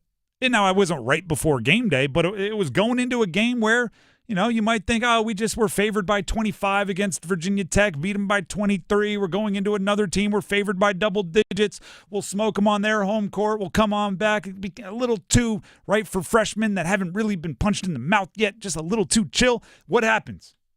We're going to cut your tie off, right? We're going to make you think. We're going to take your coach away. We're going to make Chris Carrawell, the assistant, be the guy calling timeouts. A game that you should win by a bunch can become monotonous, but not having your coach makes it a new challenge, and they smashed it. and they smashed it. If there is a point of like, it's something we've talked about, they do fall back on Cooper Flagg a ton. Which, I mean, I get it. He's really gosh darn good. And I'm actually seeing some national media saying, I think he's underrated, which is tough for a guy that came in as like a generational recruit and number one pick in the upcoming NBA draft. Yeah, how do you underrate that? So I'm saying that's how good this guy is. He had 24, 11, and 3, a steal and 2 blocks in the game against SMU. And they cycled through everybody on the bench at the end, so it was done efficiently. Here's the one, and I'm fine-tooth combing this bad boy, nitpicking, and I understand it. When it was a game early on, right before they pulled away, I looked at it with 9 minutes left in the first half. It was a 5-point game. Duke was ahead 25-20. Cooper Flagg had over 50% of their points. 13 of their points at that point when it was still a game. And it's not even a red flag. That's the wrong way to put it. It's like a check engine light. There might be nothing wrong. You might just have to fill up your wiper fluid. But it's like I'm going to pay attention to that a little bit more, right? I'm going to see what's going on. Because if he's just getting in within the flow of the game and he'll put back here and he just happens to be scoring efficiently, there's nothing wrong with that. But if when you face a little adversity, coach isn't here, we need a tone setter, you're always looking to the same guy, that's just a tiny bit of hey, we should monitor that. I can give you a little preview. Tyrese Proctor's impressing me. Why? Shooting the 3 at a ridiculous clip. You want to know, and this is something that I highlight here in my notes. Let me go ahead and find it real quick. Here are Tyrese Proctor's shooting percentages the last 3 years. 32% from 3, 35.2% from 3 his sophomore year, so it's freshman to sophomore year, 41.7 this year. It's quite the jump. That is quite the jump, and is it sustainable? Who knows? But, heck, I'd take 38 from Tyrese Proctor as far as building spacing. If he can keep doing that, I think Duke becomes even more difficult to guard. He's evolved so much as a player. And just to be able to fit into, hey, you know what? There's a lot of guys that can handle the ball on this team. I'm going to be the guy that works off the ball, that can catch and shoot. And he's developed that because he came in as a point guard, guy who handles the ball. Offense ran through him or Jeremy Roach, depending on whom was out there. But now he doesn't have to carry that load. But he can still create his own shots if needed, especially when they get up and down the floor in transition. The guy can create for others. He definitely has that still in his bag, but he added that element to his game. That's been such a benefit for Proctor. And he adds stuff that you can tell, like, oh, that's what he worked on this offseason. Like, building up your 3, there's only one way to do that, right? You don't just go through the motions and come back shooting, that much better from 3. No, you take a boatload of shots in the offseason to get better. You work on your form, you work with coaches, you do all that.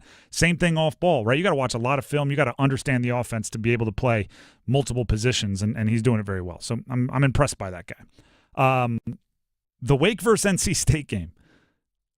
Let's jump to that one here on the drive with Tim Donnelly on 99.9 The Fan. I guess the best way to put it is NC State is kind of following last year's roadmap. Right? At this time last year, we were scratching our heads about how ineffective they were.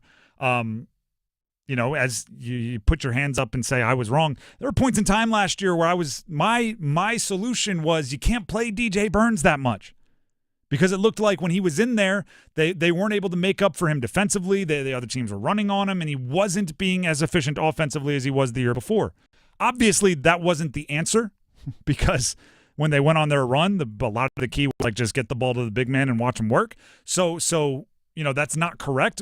But my point is, at this point in time, a season ago, there was very much, you got to figure out how this roster works, man, because it's not working this way. And now we're at the same point, right? Entering into January, losing games. You got to figure out how this roster works. Credit to Wake Forest, and Wake Forest is kind of what we thought they were, maybe a little bit more consistent than they were a season ago, but they're super veteran. And if you aren't very comfortable in what you want to do and doing it well, it's like I'm trying to think about it. It's like a really good in position but not athletically crazy cornerback. It's like we're going to be right there. If you throw a ball off target, we'll catch it. If not, and you catch it, we'll be there to make the tackle. Like, you're going to have to complete 7 balls to score a touchdown on us. And if you make a mistake, we're more than capable of taking advantage of it. We're not going to blow a coverage. We're not going to jump a double move. Like, if State isn't playing good basketball, Wake Forest is going to win by near 20. And that's exactly what happened. They were down 19-4 in the first 7 minutes to Wake. Never led, NC State didn't, after being up 3-2. So I can do some math there, right? They were up 3-2. Then they're down 19-4. It's a 16-2 run. Now, they did close it to 2 points, but when you spot the other team that kind of a lead, it's really difficult to overcome it. Now, again, credit to Wake Forest. Hunter Salas is a professional-level scorer.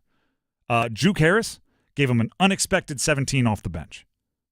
They played their 7 players, as we talked about. They depended on their core to lead the way, and they did. But NC State has not found the best way to use this roster. Kevin Keats, after the game, as the head coach of State, was asked why the late game struggles. I think our most frustrating thing about our group right now is that we have put ourselves in so many different deficits throughout the entire year. Nothing different than this year. I mean, in this game right here, we dug such a big hole, and I don't want to be known as the comeback team.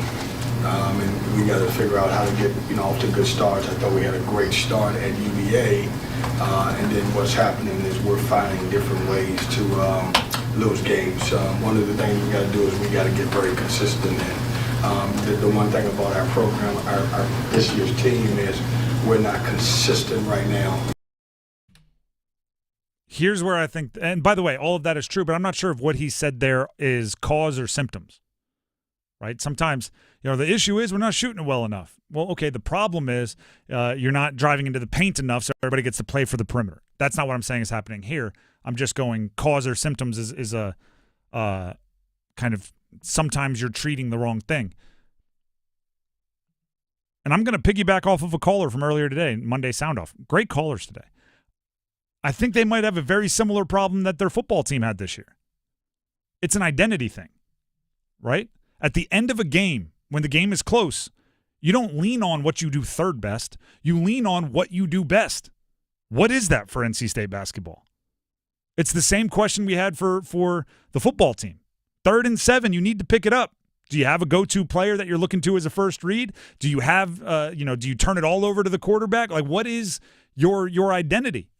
When you need a bucket, what does NC State do? When you need a stop, what NC State 5 is on the floor? Sometimes it's nice to say we always go with the hot hand. I think that's what the football team was trying to do. But what do you do if maybe 2 guys are equally hot, or if nobody's hot at that point in time? Like, you need to have something that you lean on. It's an identity thing. Last year, as soon as they got an identity, they were the 2 DJs, DJ Horn, DJ Burns, right? One perimeter, one big man. They're going to play off each other. They skyrocketed. What's their identity this year? Once they answer that, then we can start talking about if they have any kind of potential to go on a run like they did last year. If they don't answer that, I think it's a moot question. The Drive with Tim Donnelly, 99.9 The Fan. We're going to take a break. When we come back. Canes, up and down weekend. Are you more worried about Saturday or stoked about Sunday? Stick around. Move your sports day forward. I know it's the NFL's world and we're all living in it, but next holiday season, can we just get a little bit of a breather? I don't need 40-7 blowouts on Saturdays. Put that all on NFL Sunday Ticket. I'll watch it on Red Zone over the weekend. Just spare me a little time to catch my breath, will you? Get set up. Join Next Up with Paul Ihander. Mornings at 9 on 99.9 The Fan, the Triangle Sports Leader. Tim Donnelly here for Zero Res. And right now, Zero Res has the biggest sale ever going on in celebration of the new year. Make sure you get all that 2024 dirt behind and look ahead to 2025. That's right, out the door 2024. We're feeling fresh, clean, and zero resified in 2025. Right now, the best part is It's all gone from 2024. Carpets, tiles, rugs, upholstery. Basically every surface in your house can be zero resified and leave that dirt behind. The offer right now, 3 rooms of carpets cleaned starting at just $109 and take an additional $100 off your air ducts cleaning. The offer is valid through January 31st, so be sure to get on it now. Visit ZeroResRaleigh.com or call 919-995-0000 and ask for the 99.9 The Fan Station Special. Spell it forward or backward, it spells the same. Zero Res. Wesley Financial Group is not a law firm. Do you find yourself stuck in a timeshare? Get the real facts about the timeshare industry and your options for cancellation. Chuck McDowell, founder of Wesley Financial Group, has put together a free information guide that reveals the secrets the timeshare industry doesn't want you to know, including the 5 ways to get rid of your timeshare. Call now and get this timeshare cancellation guide absolutely free. Call 800-838-6161. That's 800-838-6161. 800-838-6161. It's bow time. A leg and thigh dinner from Bojangles for just $5.99. Leg and thigh dinner from Bojangles for just $5.99. So crispy. So crispy. And juicy. And juicy. So much flavor. So much. Stop it. What are you doing? What? You expect me to get this delicious deal and not say anything? You're unbelievable. You're unbelievable. With a boldly seasoned leg and thigh, choice of fixin', a biscuit, and legendary iced tea, it's a deal so good it's worth repeating. So eat and repeat while it lasts. It's bow time. It's bow time.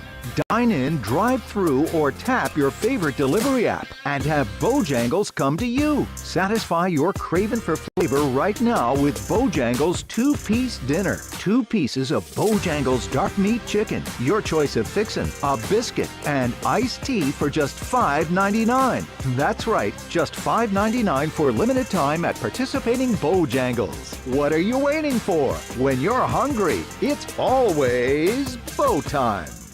Across the ring, Orloff shot, save made, rebound, game over! Sebastian Aho fills the lane, and his 600th career point gives Carolina a 4-3 win in overtime.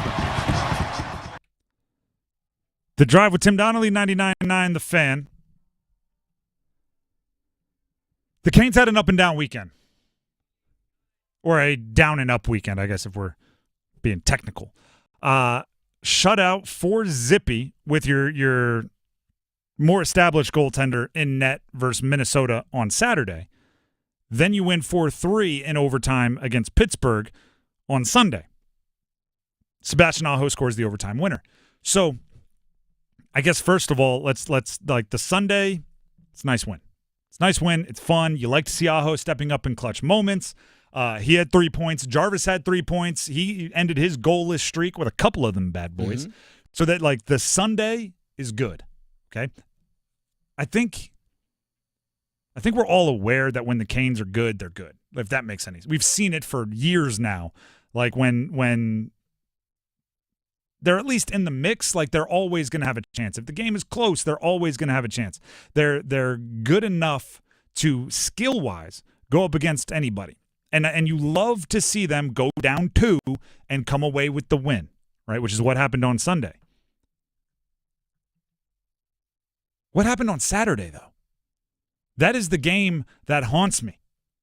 That is the game that haunts me, right? Because we know they have the ability. We saw it on Sunday.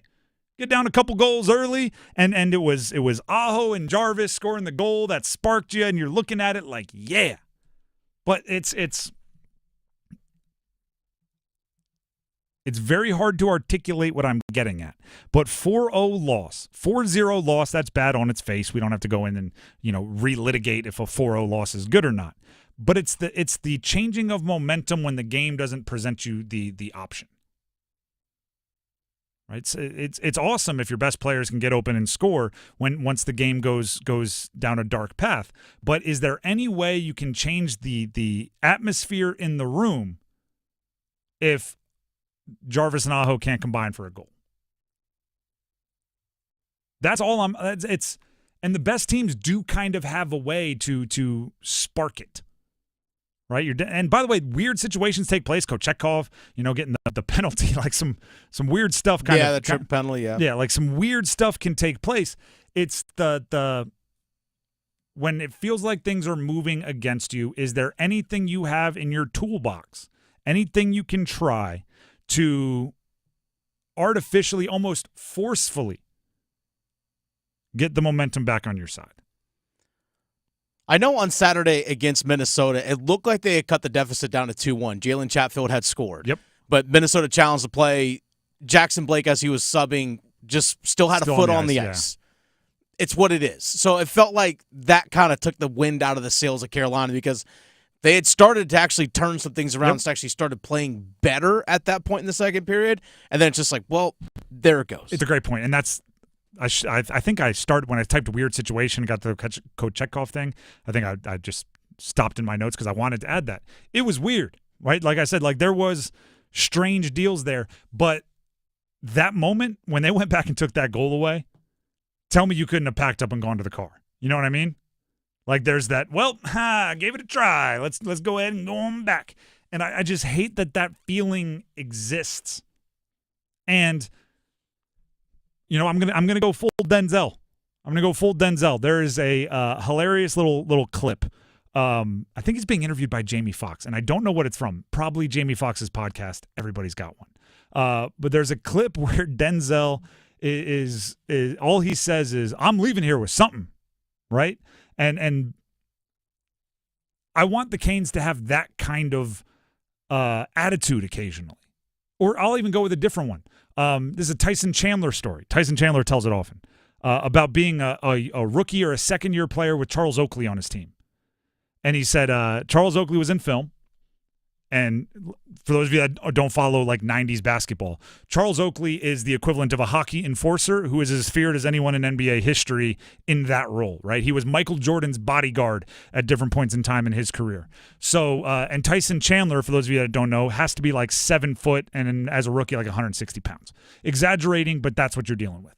And there's a point in time in film when Charles Oakley basically said, like, I would beat you up. I'm not going to use the terms, but I would whip you up pretty good. And Tyson Chandler just looked at him and said, "Listen, you might win the fight, okay? But you're not just going to do that without me like fighting back. Like I'm going to get a couple of shots in, and you're bigger, you're stronger, you're more feared. People have been telling me you're more willing, and that's kind of your role. So you might win the fight, but I'm not going down softly." And then because this was an earlier version of the NBA, the coach said, "All right, film's over. Y'all go take care of that," and sent the team to the locker room. And it was, the way Tyson Chandler tells the story is it was like, an elementary school fight, like meet me in the parking lot after school at 3. Like everybody walked down there. They got in the middle. They got to tussling. And sure enough, Tyson Chandler got thrown into a table, and he had to go to the trainers and explain that Oakley roughed him up. But I love that attitude of, you might win this. I'm leaving here with something. Right? You might win the fight. I'm getting my shots in.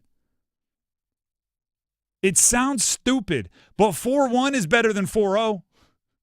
Right? It sounds stupid, but getting them all hot and bothered and angry while you lose, I think it's just for vibes. It's better. It's like, we may not have won the game, but we left here with something. And I haven't seen that from the Canes yet, and I don't think it matters very much in the regular season. Because in the regular season, every time there's a Saturday 4-0 loss to Minnesota, there can be a Sunday 4-3 overtime win against Pittsburgh, right? In the regular season, there's 80-something games. There's always another. There's always a road trip following the homestand. There's always the next. In the postseason, there's not. Postseason, you fall behind. You despite all your best efforts, that might be it. Any one game can be it. It's the only, and by the way, I'm a big fan of a lot of things the Canes do. I'm wildly impressed by the new players. I'm seeing some rumblings out there that Robinson might be working his way towards an extension.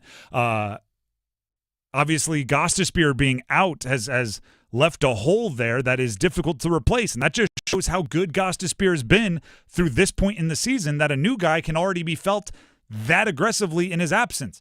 Roslovic, like all of this. I'm a big fan of some guys they brought in. And if you listen to this show and you've been listening to this show, you know how I feel about the core guys.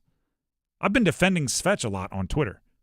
And that's not to say he's not, he needs to produce more. And the past, struggling handful of games has not been his best.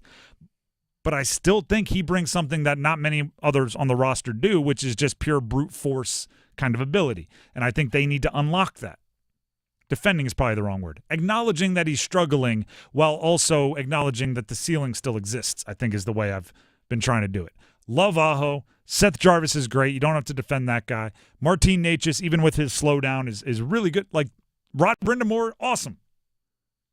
I hate that I feel like I have to do this, where I just go around and praise people just to point out that I don't think you blow anything up. I don't think you tear anything down.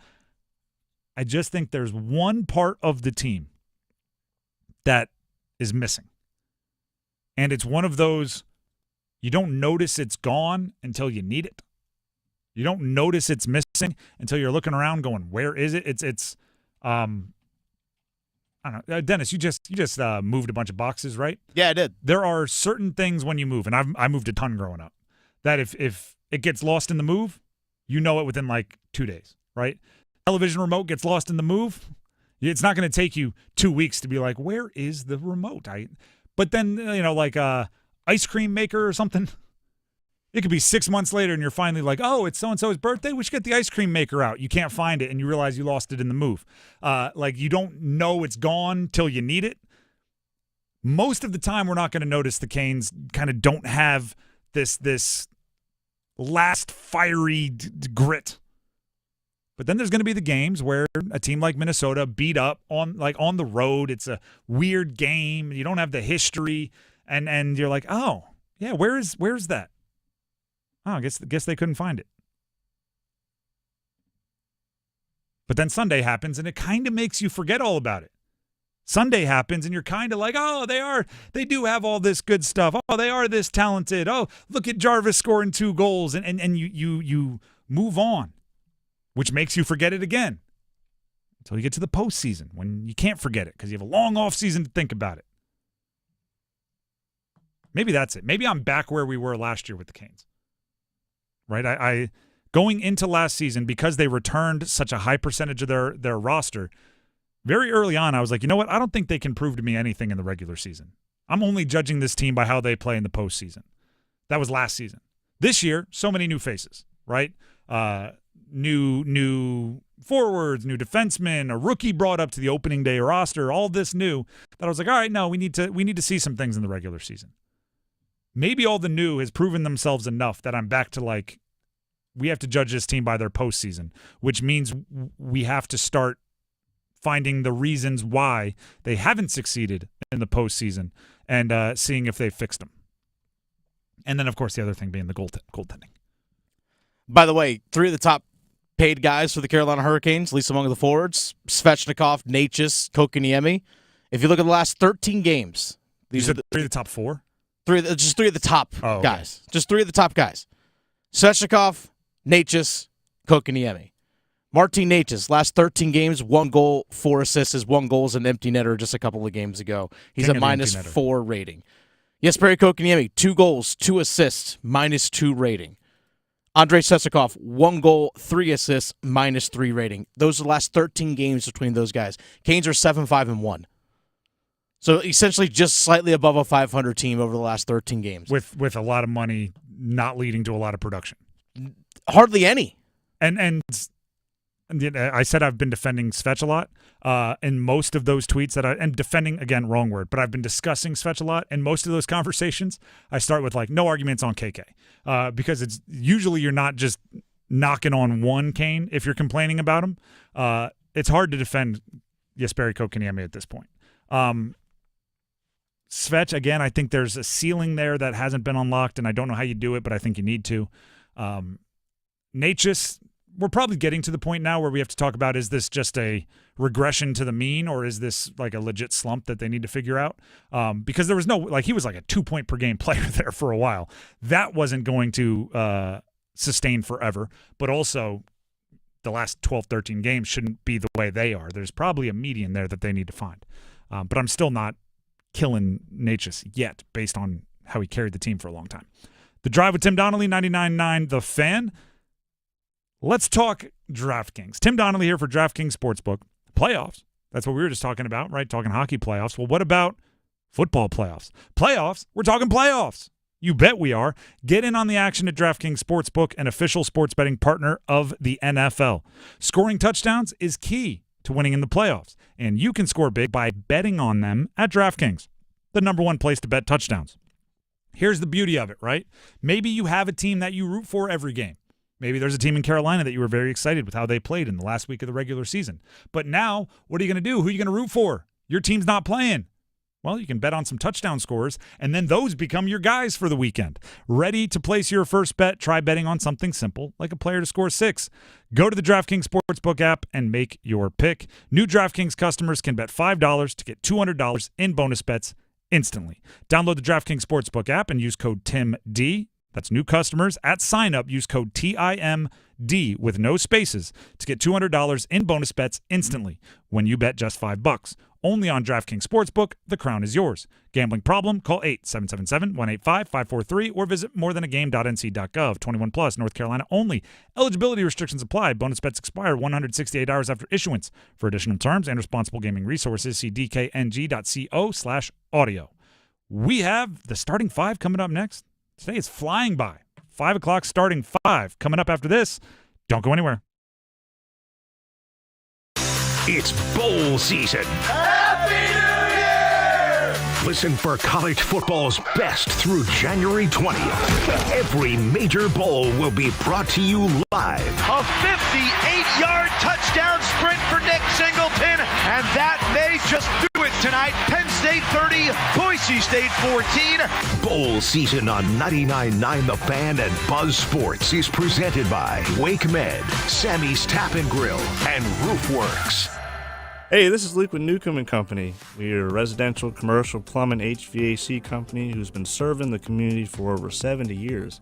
Honesty is the biggest policy around here. You know, we take pride in everything we do, anything we touch. We're not one of those companies that come and throw it in and then you can't get a hold of them again. We're there with you, hand in hand. Here at Newcomb & Company, what stands us apart from other companies is we actually do more than just AC and heat pumps. We do boilers, geothermals, furnaces, radiant floor, anything that is odds and ends that nobody else can touch is what we thrive on. At Newcomb & Company, we do same-day service. That's also another thing that helps us stand apart from other places is we do same-day service because we have enough professionals to get out to these houses to solve what the problems are. And we're on 24/7 on emergency basis, weekends, nights, holidays, you name it, we're there. If you ever need us, give us a call. Visit our website at newcombandcompany.com. As you always hear us say, your comfort is our business. This just in, hot off the bench press. Planet Fitness has added new strength equipment. Save $28 or more when you join today, and you can be one of the first to try it out. We're raising the bar with new benches, and our new hack squat will have you actually looking forward to leg day. Plus, we're still repping all of the best-in-class equipment we've always had, with most clubs open 24 hours, so you can work out your way on your time. So let's do this. Join Planet Fitness today and save $28 or more. Just $1 down, $15 a month, cancel anytime. Deal ends January 10th. See Home Club for details. Stop letting high-interest debt weigh you down. Pay it all off in days thanks to Loan Pronto's new Rapid Equity Loan. Hey, it's Dennis Cox, my friends at Loan Pronto. Imagine a completely hassle-free way to cash out your home equity. No appraisals, no paperwork, no waiting. Loan Pronto's Rapid Equity Loan uses AI-driven tech to get you approved for cash out in as little as 1 day. One client got $100,000 approved in under 24 hours, wiped out their debt, launched a home improvement project, and is now saving over $1,000 a month. Instant approvals, low fixed rates, fast transfers. Get cash to consolidate all your debt and get a fresh start for the new year. Call Loan Pronto now and see how much you qualify for. Imagine this time next week, you could be credit card debt free. Call 919-381-1760, loanpronto.com. 919-381-1760, loanpronto.com. Equal housing lender, NMLS 1661781, on approved credit, NMLSconsumeraccess.org. This hour of the Triangle Sports Leader is powered by Ritchie Law Firm, injury lawyers. Ritchie Law is on top of it. Go to ritchielaw.com. That's ritchielaw.com. They score! WCMC HD1 Holly Springs. Take us with you on the radio, Instagram, TikTok, Alexa, and YouTube. 99.9 The Fan, the Triangle Sports Leader. WRAL meteorologist Amy Wilmoth. We have a weather alert day. Some flurries remain possible, especially north and east of the Triangle tonight. It's going to be windy and cold tonight. We'll get down to 26, but the wind chill down into the teens. It's a cold day on Tuesday. Plenty of sunshine with a high of only 42. Weather update brought to you by Newcomb and Company, where your comfort is their business. Visit newcombandcompany.com. 5 o'clock check of your money. Dow Jones down 25 points at the closing bell to 42,706. Market update brought to you by Deep River Sporting Clays and Shooting School. Get outside, try something new, and get a fresh perspective in the new year at Deep River Sporting Clays and Shooting School. More than just a place to shoot. DeepRiverSportingClays.com. Again, DeepRiverSportingClays.com. It's 5 o'clock. Time to serve up the biggest sports stories of the day. Here comes your starting five. The Drive with Tim Donnelly, 99.9 The Fan. Time flies when you're having fun. The first 2 hours of this show in a blink. But that means it's time for the starting five, so let's go ahead and jump to number 5. 1, 2, 3, 4. Miller will drive, lob it behind his head, deflected, stolen by Foster. A chance to run, flag for Gillis. Here we go. Oh! A right-hand punch. Duke smoked SMU on Saturday. And it was a great outcome. Great outcome. You just heard that dunk there. Everybody got real excited for it. Here's what I'm the vibes I'm catching from this Duke team. Oh, by the way, they won that game without their head coach, which Shire was sick. Shire was sick, and he stayed back. He wasn't even sick, not at the arena. He was sick, back here in the Triangle while they were in Texas. And I loved his analogy. He said watching the game from home felt like it was in Interstellar. Oh yeah, okay. Like he's sitting there, I'm supposed to be there. Here's the vibe I'm catching from Duke, and I think part of this is just they're playing well and winning, and culture always gets confused with winning. If you're winning a lot, everybody's happy. But it does seem like they really get excited when others have success, which I think is the mark of a really good team. If you watch, actually this week across the NFL, it happened a bunch. If the starters weren't playing and the backups were, because you're resting starters or whatever. If the backups made a play, watch the starters and how much they celebrate, and I think that'll tell you a lot about the culture in your locker room, right? How excited are you for someone else to have success? When players at Duke, particularly the role players, right? Cooper Flagg gets a dunk, everybody's excited, but let's be real, the whole world goes kind of too crazy. But when Brown gets a dunk, when Proctor hits a three, right? When some of these guys that maybe aren't as on the cover of every big board for next year's NBA draft make a play, everybody gets really, really excited. And I think that's a mark of a team that is going to be able to do some things. Now, if you think I'm being too wishy-washy talking about Duke, that's fair. That was kind of a intangible, overarching, big-picture thought. What I could also add is just they're playing really good basketball. Their defense is suffocating. They have a ton of length, and the advanced analytics love them. And they also probably have next year's number 1 overall pick, scoring 20-something per game in seemingly every game that matters. And they have Con Knippel figuring out the shooting thing, and Tyrese Proctor shooting very, very well. There's a lot to like about that squad. You know what we're going to have to do as this season goes along? We're going to have to decipher how much of it is Duke is very good and how much of it is the ACC is down. Yes. It's going to be tough. As I said this on Friday, I don't think it's changed. As of right now, ACC is like a 3-bid team, maybe 4. As of right now. Obviously, that can change. Not looking pretty. Not looking good. Speaking of ACC being a 3-win team, maybe 4, let's go to a game from a few teams that hope to one day be in that conversation. Number 4. 1, 2, 3, 4, all together. Drives now to the left elbow. It's poked and stolen by Taylor. Trickles out right side Hill on the break. Right to left. Rises up. Righty finger roll rattles in. Wake hosted NC State over the weekend. Wake beat them by a bunch. Nearly 20 points. Before we get to the NC State side of things, which is they got some work to do. For Wake Forest, I'm going to give a shout-out to Juke Harris. Salisbury, North Carolina native. Here's why. He's a freshman. Wake Forest played 7 guys. Most of them veterans. Like played multiple years at Gonzaga, then transferred to Wake Forest and are playing multiple years here. Guys like Cameron Hildreth, who, I mean, they've been at Wake for, 17 years? I believe so. They are veteran. Juke Harris came off the bench as a freshman in a short rotation and scored 17. It's hard to just work, just being a freshman and working into a veteran rotation like that is tough. Then being able to have that type of impact in a game, in conference, that's a good move by Juke. And it's cool name to say, Juke Harris. Shout out to him.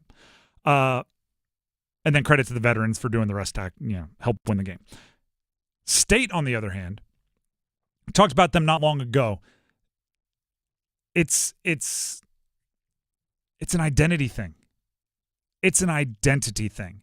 It's my favorite question to ask about a basketball team, any level. When the opposing team goes on a run, what do you do? It's the same thing as asking a football program on third down. What do you do? Now, you don't want to have on third down, we always run this play. But there has to be a vibe, a style of play, a player you try to feature, something that you do that is your identity. Coaches describe it a different way. What do you major in? Right? What's our specialty? What's our identity? However you word it, I don't think State has an answer to that yet. And I think that is why they've struggled in late game situations, closeout situations. When it's a one-possession game, they haven't exactly found the best way to attack it because they don't know what they do yet. Kevin Keats, the head coach, was asked after the game why the late game struggles. I think our most frustrating thing about our group right now is that we have put ourselves in so many different deficits throughout the entire year. Nothing different than this year. In this game right here, we dug such a big hole, and I don't want to be known as the comeback team. And we got to figure out how to get off to good starts. I thought we had a great start at UVA, and then what's happening is we're finding different ways to lose games. One of the things we got to do is we got to get very consistent. And the one thing about our program, our this year's team is we're not consistent right now. All that is true. And obviously Kevin Keats has forgotten more about basketball than I'll ever learn. But I also think it's a lot of that plays into what do we do best. And I actually the run last year, and it's part of the curse of going on a run like you did last year, is everything this year is going to be compared to that season, the Final Four run, the ACC championship run. You knew what was happening, and it was inevitable. I remember watching, I think it was the ACC, because we were at the ACC tournament in D.C., but the championship was on a Saturday, and without us having a game, or without us having a show on Saturday, we bounced. But I was watching it with my cousin in D.C., right up there, and I vividly remember him watching. It was the first time he had watched NC State. And down the stretch, he's just going, so this guy's unstoppable? And he was obviously doing the whole, discovering DJ Burns thing that so many people did across the country and fell in love with him. But it was every time they needed a bucket, Burns soft off the glass, Burns with the spin move, Burns in the post, Burns in the high post.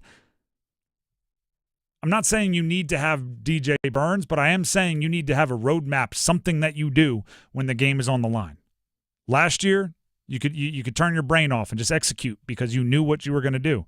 This year, your brain's got to be smoke coming out of your ears because you got to figure out what you want to do. That's number 4. Let's jump to number 3. Game clock down to 6. Cadeau fouled on the 3, and he makes it! That was UNC getting the shot they needed to beat Notre Dame. UNC basketball is in a really, really concerning place in that they needed a 4-point play to beat Notre Dame. Now, here's the interesting part. There's a lot of good developments happening with the Tar Heels. Ian Jackson's emergence, very good. Elliot Cadeau not only taking and making that shot, but wildly confident doing so when he was not a three-point shooter a season ago. Now with the game on the line and a bunch of guys that are capable of shooting on the floor, granted the situation kind of forced him into it a little bit, but knocked it down and the foul, hits the free throw. That's good. The concern's the wrong word too. Like, there's shades of gray in everything sports related, right? There's how fans react, which is usually everything is good or everything is bad, right? Bryce Young is either the starter for the next 15 years or he needs to be benched and never played again. Like, there's very little middle there. UNC, they're either a catastrophe, nothing good is happening, or they're back, baby, we're back on track. In the actuality, it's like, no, Ian Jackson's development is very good. Elliot Cadeau being a more willing shooter is very good. RJ Davis having 8 points is something that can't happen too often if you want to achieve your lofty goals. If you want to get back on track, put your name back into the NCAA tournament picture, if you want to get back in being named near the top of the ACC, you're going to have to figure out a way to combat teams that are bigger than you, because most teams are going to be bigger than you. Right? If Washington withers, if they're willing to, and part of their advantage is they can drift to the perimeter, all right, what are you going to do when the other team has somebody that is a true big man post presence? Then Allen Lubin, can you play bigger? Drake Powell, can you play bigger? UNC is in a I can't believe I'm going to say this, similar place to NC State, and it's like, how do you want to attack games that are close? Now that you've made the switch and Ian Jackson is the focal point, I believe he is the center, but then you have to kind of rebuild everything around it. Hubert Davis, their head coach, talked after the game about multiple different players contributing to the win in multiple different ways.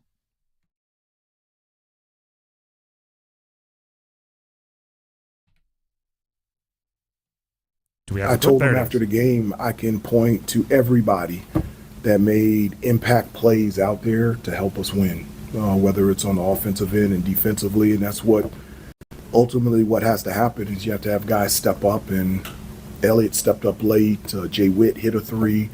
Drake was struggling from three. Then he knocked down the three. I'm just really proud of this group, going through tough times, and, you have a disappointing game on Wednesday, and then you get back on the road and you're playing at noon, and you just want something good to happen. And I'm just really happy for these kids, and it's awesome to see that smile on their face. Everybody's doing a little bit of everything. I agree. And by the way, 100% true. The issue, I don't know if those little ways that they participated in the win are the roles that you thought they would be playing couple of weeks, couple of months ago. Everybody's playing a different role. Everybody's trying to figure out where they fit in. It's tough to do. I talk about this all the time. You're fixing the engine while driving 80 miles an hour down the left lane on the highway, hanging out the window, hood up, trying to stay safe. It's a tough way to do it, but you have to, because it doesn't slow down for anybody. That was number 3. Let's go ahead and jump to number 2. Just the two of us. Across the rink, Orloff shot, save made, rebound, game over! Sebastian Aho fills the lane, and his 600th career point gives Carolina a 4-3 win in overtime. That was the Canes' win yesterday against Pittsburgh at home, 4-3 in overtime. Dustin Tokarski, by the way, in net for that one. Give him a shout-out. Right, you are a picked up kind of off the street, hadn't been in the NHL for a while, goalie, and you got the win. That is commendable. Aho is like I'm going to use a Kevin Keats of NC State analogy here. Michael O'Connell wasn't playing great early in the year for NC State, and one of the lines Kevin Keats said after the one of the games was, "I wonder if we should just tell Mike that it's March, because last March Michael O'Connell played so well. Looking at Sebastian, is there any way we can get Sebastian Aho to just pretend every period is overtime? Is there any way we can just go like, hey, Fishy, this game started 2 periods before you got here, and it's overtime now. Go ahead and score. Just tell him, hey, guy, it's just 3-on-3. Yeah, it's just 3-on-3. Exactly. Play like you're playing 3-on-3. It's just he saved him a few times with some very clutch goals, and that's why you pay Aho. That's why he is Sebastian Aho. So keep getting him in moments with space, and I think you can keep expecting positive things from him. Now here's the X's and O's. Earlier we talked about the Canes, and I did a lot of the intangible, a lot of the social elements of the team. The X's and O's, or more importantly, the Jimmies and Joes, was brought up by Dennis, which is some of the guys who you depend on for production haven't been producing. No. Which isn't always like slumps happen. I want to be clear on that. What you really can't have happen is a whole bunch of slumps happen at the same time. And what you really can't have happen is have guys, I don't know, like let them snowball on you a little bit. Right now, and up until a couple of games ago, you might even throw goal scoring from guys like Jarvis into it, but Jarvis scored 2, so obviously he's off the hook. Svech, Natchez, Kokiniemi, the main culprits there, they're simply not finding the back of the net enough. And the other thing they're not doing is they're not giving you the yeah, but. When Aho was on a bit of a scoring drought to start the season, I would bring it up, and oftentimes Dennis would have a very well-placed yeah, but, right? Oh, yeah, but he's averaging like an assist a game. Or, oh, yeah, but he's setting up his teammates or whatever. There's not much of those arguments for Kokiniemi right now, right? Oh, he hasn't scored a goal in X amount of games. Yeah, but no, you're right. There's nothing there. Svech the same way. Natchez, the yeah, but would be, yeah, but he's still on pace to like triple his points. Like he's still, from a rate perspective, benefiting from an unbelievable heater that he was on at the beginning of the year. So I wouldn't necessarily put them all in the same category, but I would say with a game like tomorrow at Tampa coming up, you're going to need those guys to break out of their slump at some point. You're going to need those guys to launch out of their slump at some point, a la Jarvis goal scoring. Right? Don't just get 1 to break your goal scoring drought. Get 2 and another assist on top of that. Yeah, in the last 13 games for Svechnikov, Kokiniemi, and Natchez combined 4 goals in the last 13 games. Tack on that assist, you're looking at a total of 9. Not great. 4 goals, 9 assists over the last 13 games combined for those 3 guys. Those are supposed to be 3 of your top 6 forwards. Yeah, I guess you're paying them like that. Supposed to be. Yeah, I was gonna say I don't think of Kokiniemi that way, but the way they paid him, supposed to be. The way the roster was constructed. See, the way my account is set up, I need 35 business days. Yeah, you're right. That's number 2. Oh, by the way, tomorrow's big game, Tampa. It'll be fun. By the way, the Tampa game tomorrow is the makeup from the very beginning of the season. Oh, the hurricane. Yeah, because the hurricane that was going through. So they were supposed to play this game the day after the season opener down in Tampa. So this is actually like the remake of that, the makeup game, I should say, in that regard. If you need a little extra pizzazz, the Lightning are a good team to have pop up on your. You should bring a little bit extra something. That's number 2. Let's get to number 1. Young is under center. Here's the snap. Sanders up the middle, charging through the end zone. Touchdown, Carolina. The Panthers walk it off to end the season. I have to give Dave Canales and Bryce Young a boatload of credit. I do not think I have seen a coach and a quarterback develop alongside each other at the rate in which those two did. And I'm like, I don't like this one's tough because I don't necessarily like, I think Bryce should have played the whole time. I think if Bryce was healthy, Bryce should have been in the game. Andy Dalton shouldn't have gotten the nod. If Bryce was hurt, that's one thing. but it is very hard to argue with the results. So credit to you. Credit to you. Dave Canales, how crazy is this? We may not have gotten Bryce Young back in the game if Andy Dalton didn't get into a car accident and hurt his thumb. At least that's the way it was presented to us, right?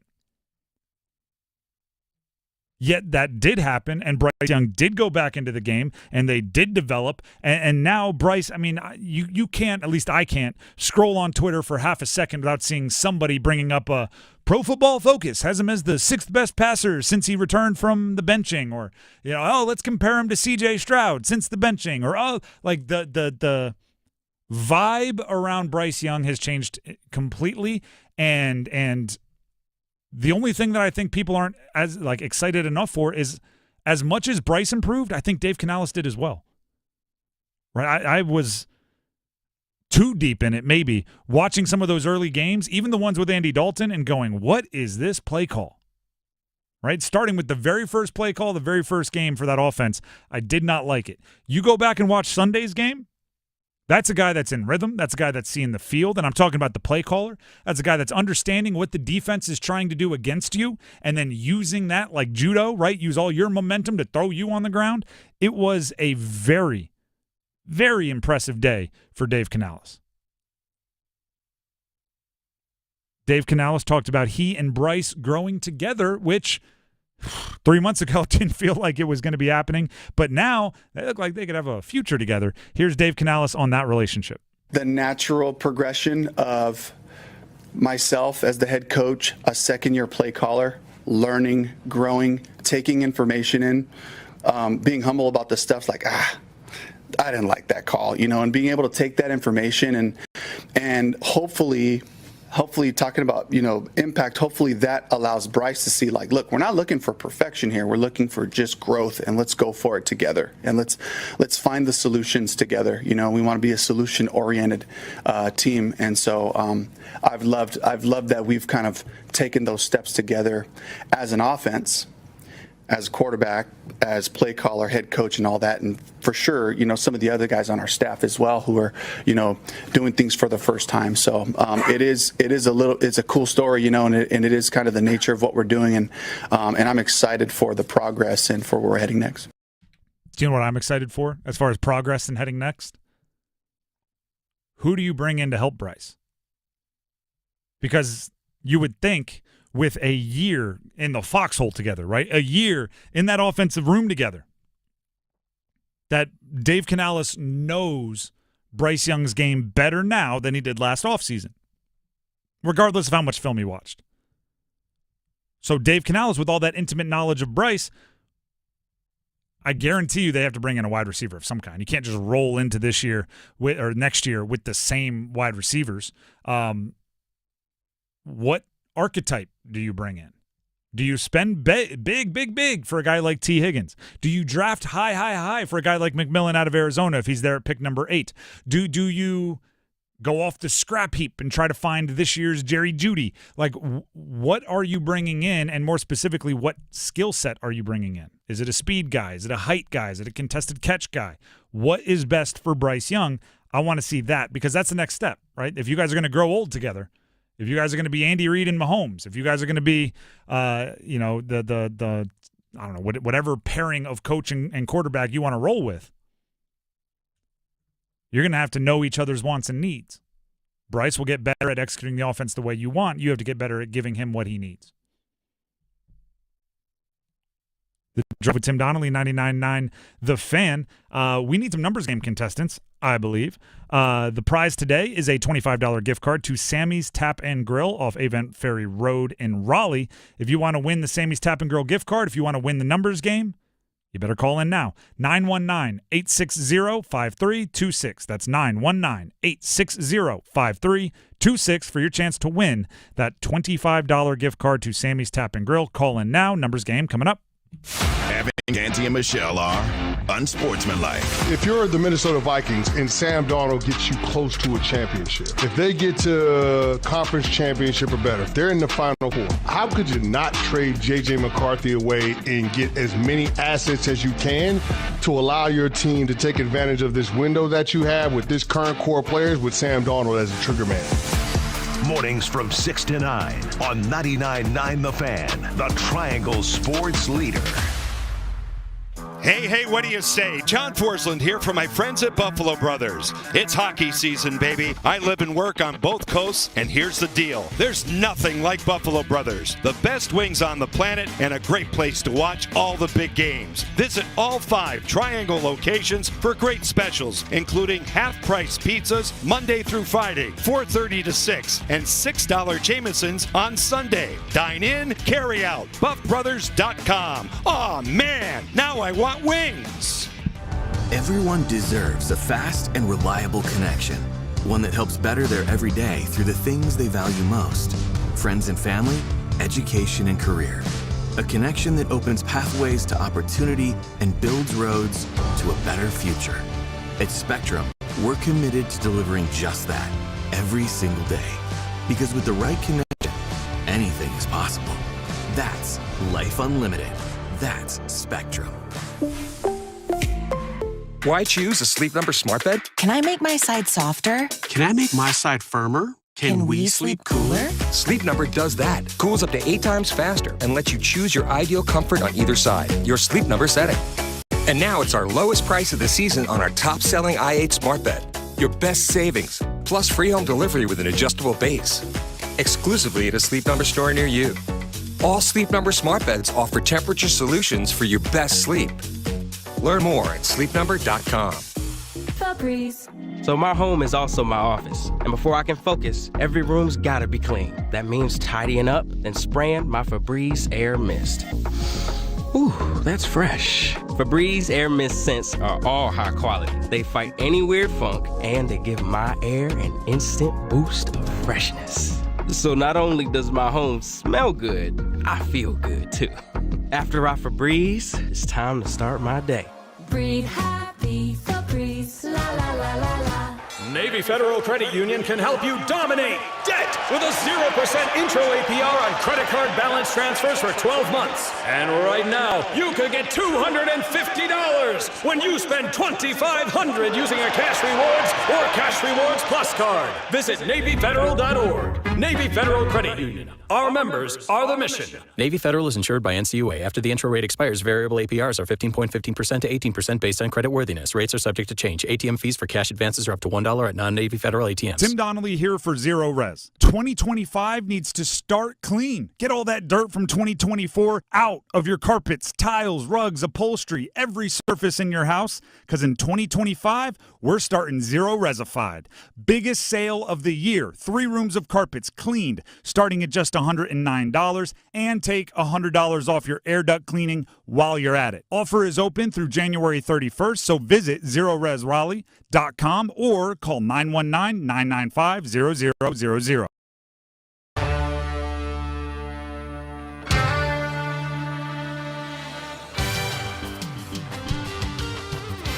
The Drive with Tim Donnelly, 99.9 The Fan. It is time to play the numbers game.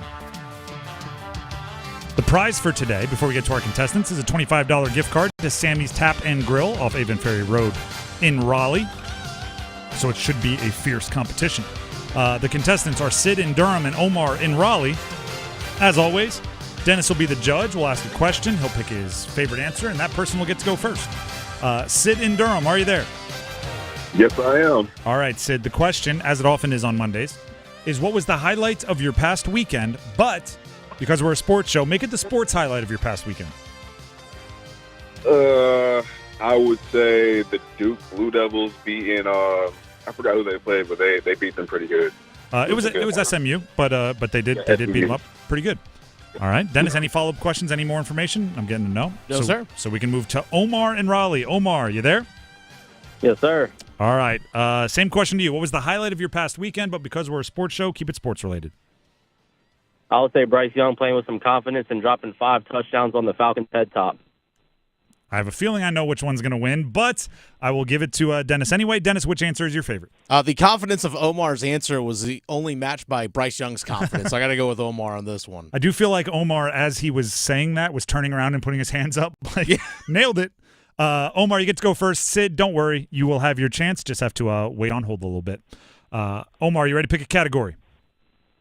All right, let's do it. All right, the categories are NFL players born in the first week of January, NFL players with short names, so it just basically short names, you know what that is, NBA original Dream Teamers, or NHL Hurricanes only. Let's do NFL players born in the first week of January. All right, these are all players, as the category says, born this first week of the year. I will give you the team and the player. Give me the jersey number as quickly as you can. 30 seconds on the clock. One pass if you need it. Are there any questions before we jump in? No, sir. All right, your time will start when you hear the horn. Derrick Henry, Baltimore Ravens. 16. Incorrect. Eli Manning, New York Giants. 12. Incorrect. Derrick Henry, Baltimore Ravens.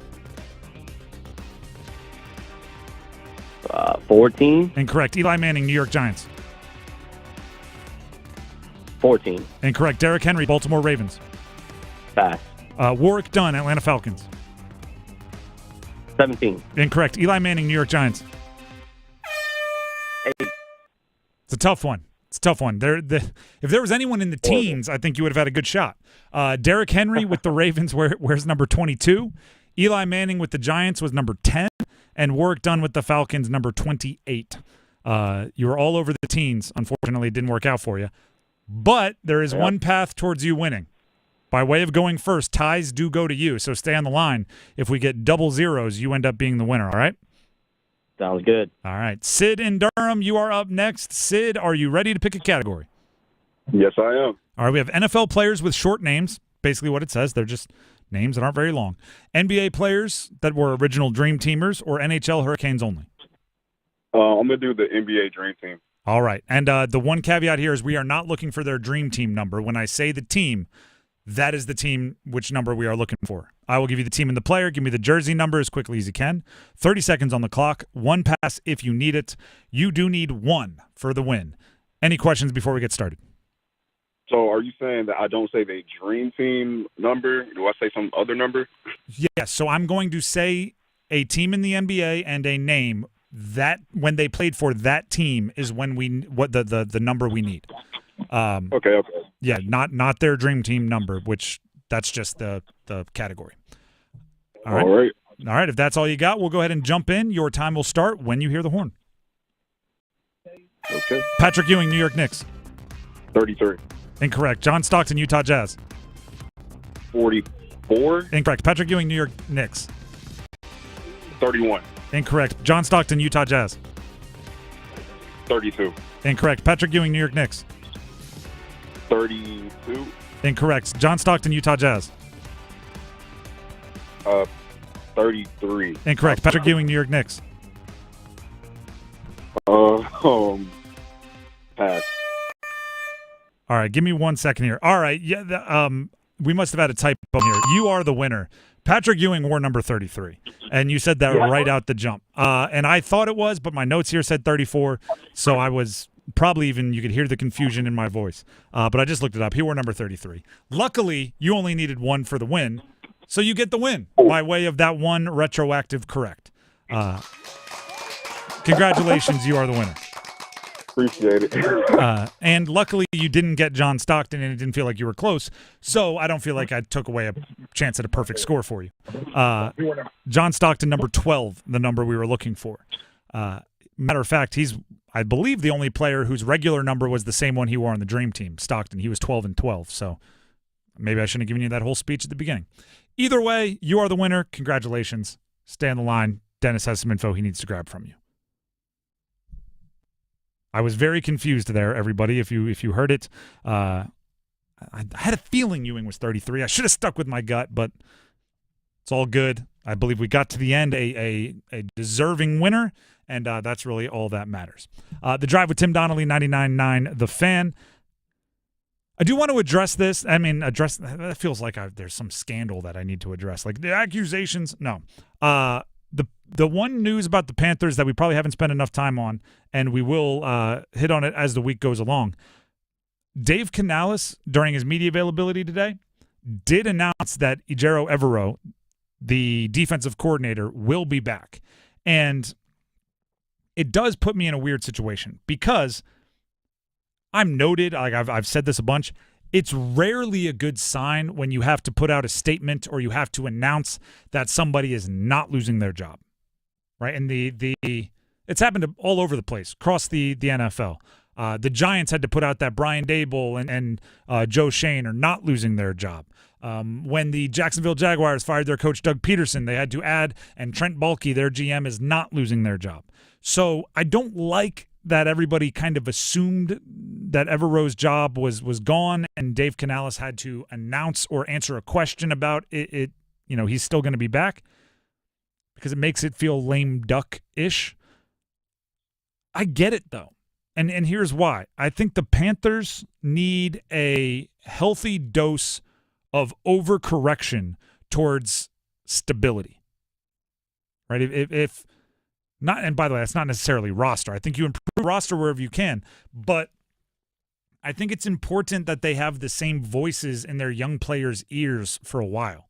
I think switching up systems or switching up terminology becomes very difficult to deal with over and over and over again. And in Evero's situation, I don't think Evero forgot how to coach defense this year. I don't think, by the way, they gave up the most raw total, most points in NFL history by any team. And 3,000 yards rushing. And 3,000 yards rushing. I don't think that shows that everything that was going well for him the year before, they completely forget. He has no idea how to do it anymore. I also think that would, putting that all on Evero would ignore some of the situations the offense put the defense in early in the year. Right, you give up a lot of points when you're constantly facing short fields and everything else. I think a goal this offseason for the Panthers would be to prove themselves right about keeping Evero. And what that means is give them a little bit more to work with.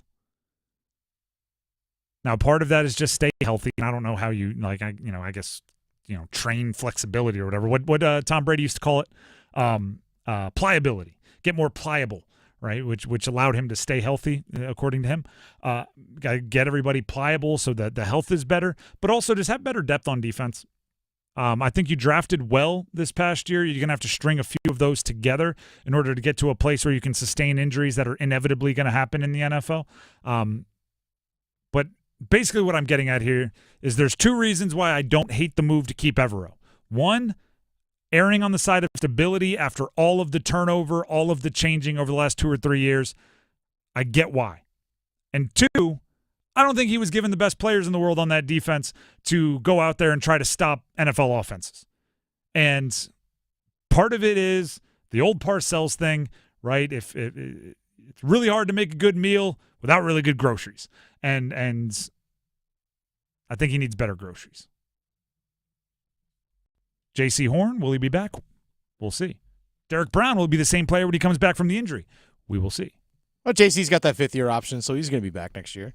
But we can get into this whole thing, but if you're not going to extend him, then you probably should think about moving him. You don't want to end up in a Brian Burns situation.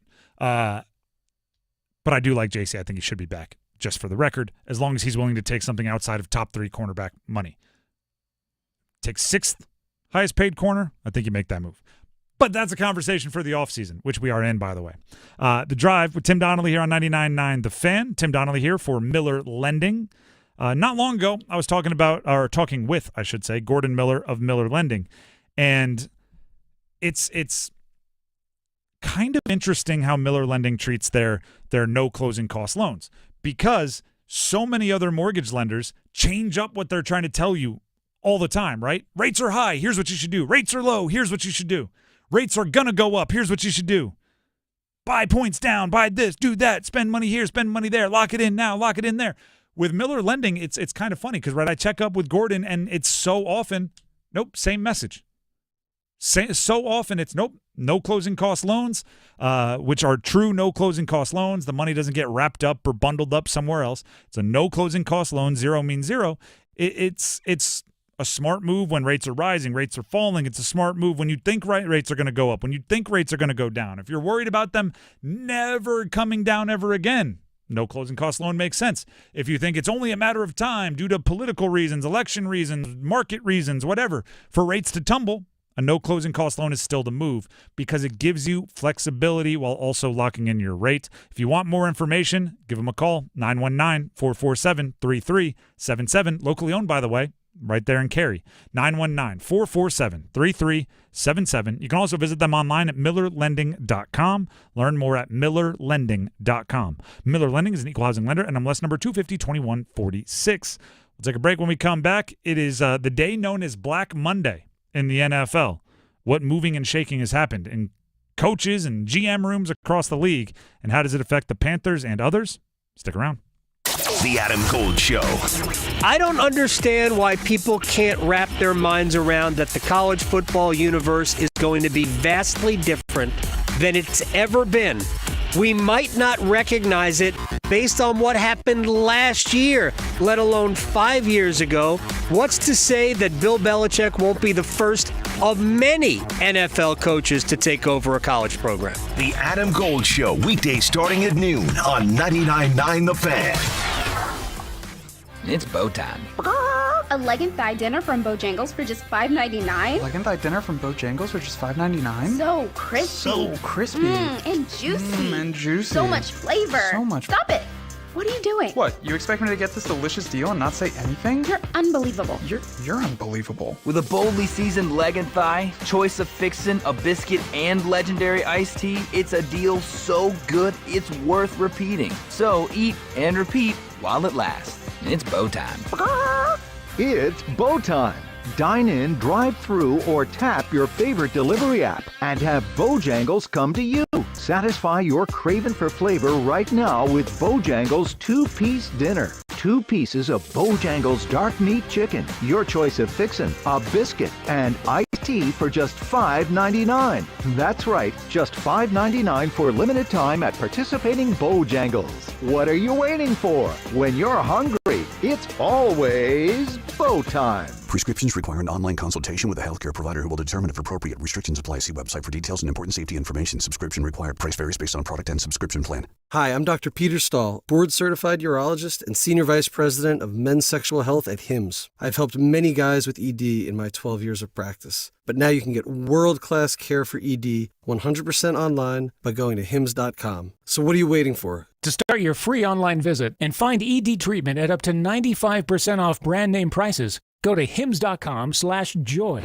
This is a story of the one. As a maintenance specialist for university housing, he knows college students can major in wear and tear.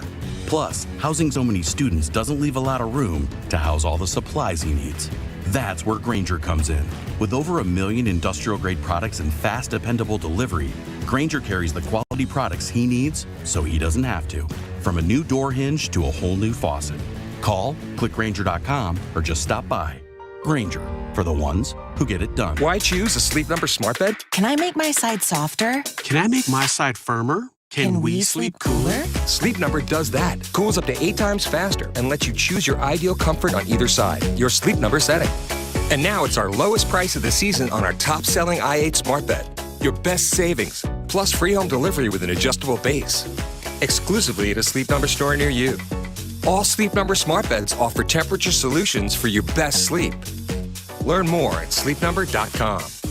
Tim Donnelly here for DraftKings Sportsbook. Playoffs? We're talking about playoffs? Get in on the action at DraftKings Sportsbook, an official sports betting partner of the NFL. Scoring touchdowns is key to winning in the playoffs, and you can score big by betting on them at DraftKings, the #1 place to bet touchdowns. Ready to place your first bet? Try betting on something simple like a player to score 6. New DraftKings customers can bet $5 to get $200 in bonus bets instantly. Download the DraftKings Sportsbook app and use code TIMD. That's code TIMD for new customers to get $200 in bonus bets instantly when you bet just $5. Only on DraftKings. The crown is yours. Gambling problem? Call 877-185-543 or visit morethanagame.nc.gov. 21 plus, North Carolina only. Eligibility restrictions apply. Bonus bets expire 168 hours after issuance. For additional terms and responsible gaming resources, see dkng.co/audio. I would choose New England because of Drake May. I think the young man's got a chance to be an absolute superstar. I think he's got the chance to be Josh Allen. They've got the number 4 pick. They've got $130 million in salary cap space. I can go get T. Higgins and draft Emeka Egbuka from Ohio State, and all of a sudden we got a really good, promising football team. I could draft Will Campbell from LSU and protect him. So I think that this is the place that is going to be for an offensive-minded head coach. If you are one, a Ben Johnson, I think that's the place that you desire to go to. The Drive with Tim Donnelly, 99.9 The Fan. How about that, everybody? That was Dan Orlovsky talking about the most attractive head coaching opening for the offensive-minded coaches out there. Shall we go back to pre-draft, where Caleb Williams was everybody's cat's meow, everybody's apple of their eye? Drake May was the consolation prize. If you didn't get Caleb Williams or Jaden Daniels, you could settle for Drake May. Now, both Caleb Williams and Drake May's jobs are open, and everyone, look at this. Everyone wants the Patriots job. Drake May is the crown jewel of this coaching search. That's pretty darn cool. It's good for him. Now, the Black Monday of the NFL hasn't been as brutal as maybe it has been in years past. Probably because we had a couple head coaches fired during the season. Jets and Bears. And Saints. And Saints. And then we found out Gerard Mayo, New England Patriots, was fired yesterday. And we found out that was Doug Peterson today? Doug Peterson was today. It's all blending together. That felt like last night.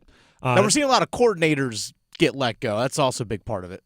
I'm wondering if there isn't, and we talked about this with Evero right before the break, if there isn't some kind of sway back towards a little bit more stability, but then also somebody like Mayo doesn't even get like a full calendar year as the head coach. It's really tough because there are 32 NFL teams. Not breaking news here. That's not a ton of precedent, right? So in some industries, like if you're talking radio, you can call up a consultant. You can look at hundreds of stations across the country for the last 50 years, and you can break down everything. And there's so many examples of how to do different things analytically. NFL head coaching, hiring, and firing is much more art than science, right? There's not like whether you're gonna I don't know, sign a wide receiver or whatever. You can go and find a billion stats on separation score and yards per route run and height to weight to coaches. It's like, I don't know. Do you like the guy? Do you trust him? You'd probably keep him. Which is very, very interesting, right? When it's more art than science, there's more debates there. So even something like Dan Orlovsky was just talking about, right? The New England is the one he would be most interested in. I agree with him, but it's for a bunch of reasons, right? Drake May is part of it. Having the most money to spend in free agency is part of it. That high draft pick is part of it. But also it's not the most dysfunctional franchise. Like, would you really want to go to the Jets right now? Would you really want, like, if you're a coach and you have options, Mike Vrabel, would you really want to go to the Jets right now? All right, when you work in this business, people send you text asking questions. Rex Ryan is interviewing with the Jets, and apparently he's running a pretty strong campaign on he thinks he's got a shot at it. And somebody legitimately texted me saying, like, why would the Jets be interested in Rex Ryan? And I went, do you think they're turning down all the top candidates? I think they're making sure they have some guys that would say yes if they offered. Just trying to run it back. There are worse things for the fan base, right? Go find somebody that at least made it to a couple AFC championships for you. Jacksonville's a funny one. They kept their GM, Trent Baalke. Now, what do we talk about with the Panthers? What do we talk about with football programs all over the place? You need alignment. The four horsemen of the franchise: quarterback, coach, GM, owner. Keeping your GM and firing your coach is very difficult for me because I look around the league. The teams that have the most success are the ones where the GM and coach are, I mean, if they're not best friends, they're at least acting like it publicly. The ones that truly trust each other, the ones that have a relationship together. This is going to be the guy that hired you and you. That's a different beast than people seen as equals. Jacksonville, I'll put it this way. Ben Johnson, to me, is the most intriguing head coaching candidate this hiring cycle. He's the offensive coordinator for Detroit. The last 2 years, their offense has been awesome. And I'm talking about the design, the scheme, all of that. It helps that he's an offensive mind, which means if you have a young quarterback and you pair him with a head coach like Ben Johnson, he won't leave for the next head coaching job next year if you have success, as so often happens. He has been rumored, right? You never know what the reports are that he wants input on hiring the GM. I think I would do that to get my number one choice at head coach. Let him be a part of the process of bringing in a guy that he trusts at GM. I would make sure I also trust him at GM as an owner, but I like that alignment. I want them to be connected to each other. I want Ben Johnson to be invested in the success of the GM. I want by the way, any head coach. I want my GM and head coach to believe that the other needs to be successful in order for them to be successful, so they work together.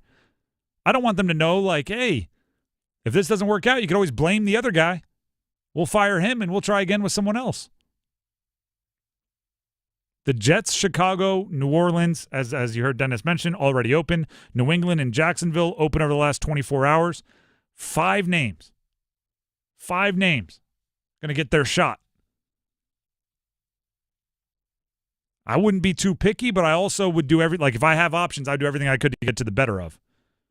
Bobby Slowick, remember him? The offensive coordinator for Houston. Last year, a lot of people were big proponents of him being the guy in Carolina because of everything he did for C.J. Stroud. This year, I don't know if he's going to have a lot of head coaching offers after everything he did with C.J. Stroud. The rug can be pulled out from under you pretty quick. That's what the Jets have to use to their advantage. Oh, you didn't get the New England job? You didn't get the Jacksonville job? You're not going to get to work with one of those young, talented quarterbacks? We can offer you a head coach, and there's no guarantees next year you're going to have another shot at it. Rule with fire and brimstone, right? Scare them into taking your job. How's that taste? What's the worst one? Saints? Yeah. Saints or Jets. Saints because of the salary cap situation. I don't know what the heck you're going to do there. And the Jets because is there an easy off-ramp out of the Rodgers, Devontae Adams experiment? No. If you're stuck in whatever purgatory that is for another year, that's going to be a really tough coaching job. And it's really difficult to turn around the New York market if you don't have a great first impression. First of all, New England and Jacksonville to me are the two obvious. Chicago, everyone's really excited about. I'm not sure I would be that excited. They got a lot of problems they need to deal with, and the ownership is notoriously kind of cheap.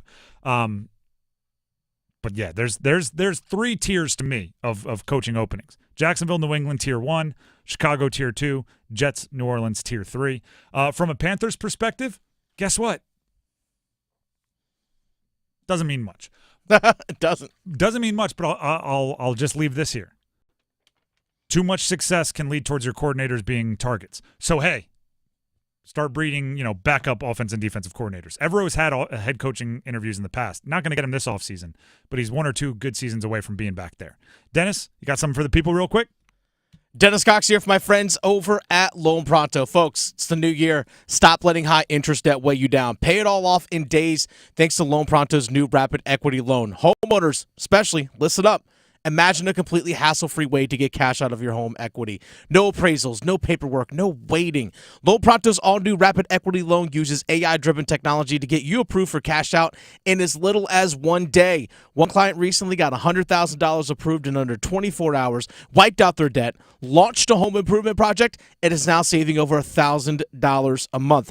Instant approvals, low fixed rates, fast transfers. Get cash to consolidate all your debt and get a fresh start for the new year. Call Loan Pronto now and see how much you qualify for. Imagine this time next week, you could be credit card debt-free. Don't wait. Get your cash fast. Call 919-381-1760, loanpronto.com. 919-381-1760, loanpronto.com. Equal housing lender, NMLS 1661781, on approved credit, NMLSconsumeraccess.org. The Drive with Tim Donnelly, 99.9 The Fan, coming to a close, but we have good news. Panther Talk coming up next. It is the final Panther Talk of this season, and if I were Dave Canales, since it's the final Panther talk and based on how awesome the offense was yesterday, it would end with some form of a mic drop. I doubt he'll do that. He'll just be excited about the challenges and everything else because he's optimistic about playing football. But Panther talk coming up next is the point. Please subscribe to our YouTube, 99.9 The Fan. We'll be back tomorrow for more on a Tuesday. Until then, have a great night, everybody. The Pack Therapy Podcast is in session thanks to First Horizon Bank. Tim Donnelly here, hosted The Drive, alongside Wolfpack legend Casey Morcell. Every episode is your chance to score inside information on the Pack. We'll set you up for Wolfpack games all season long. And we break down the ACC competition, what to watch for as we roll towards the tournament madness. Plus special guests to keep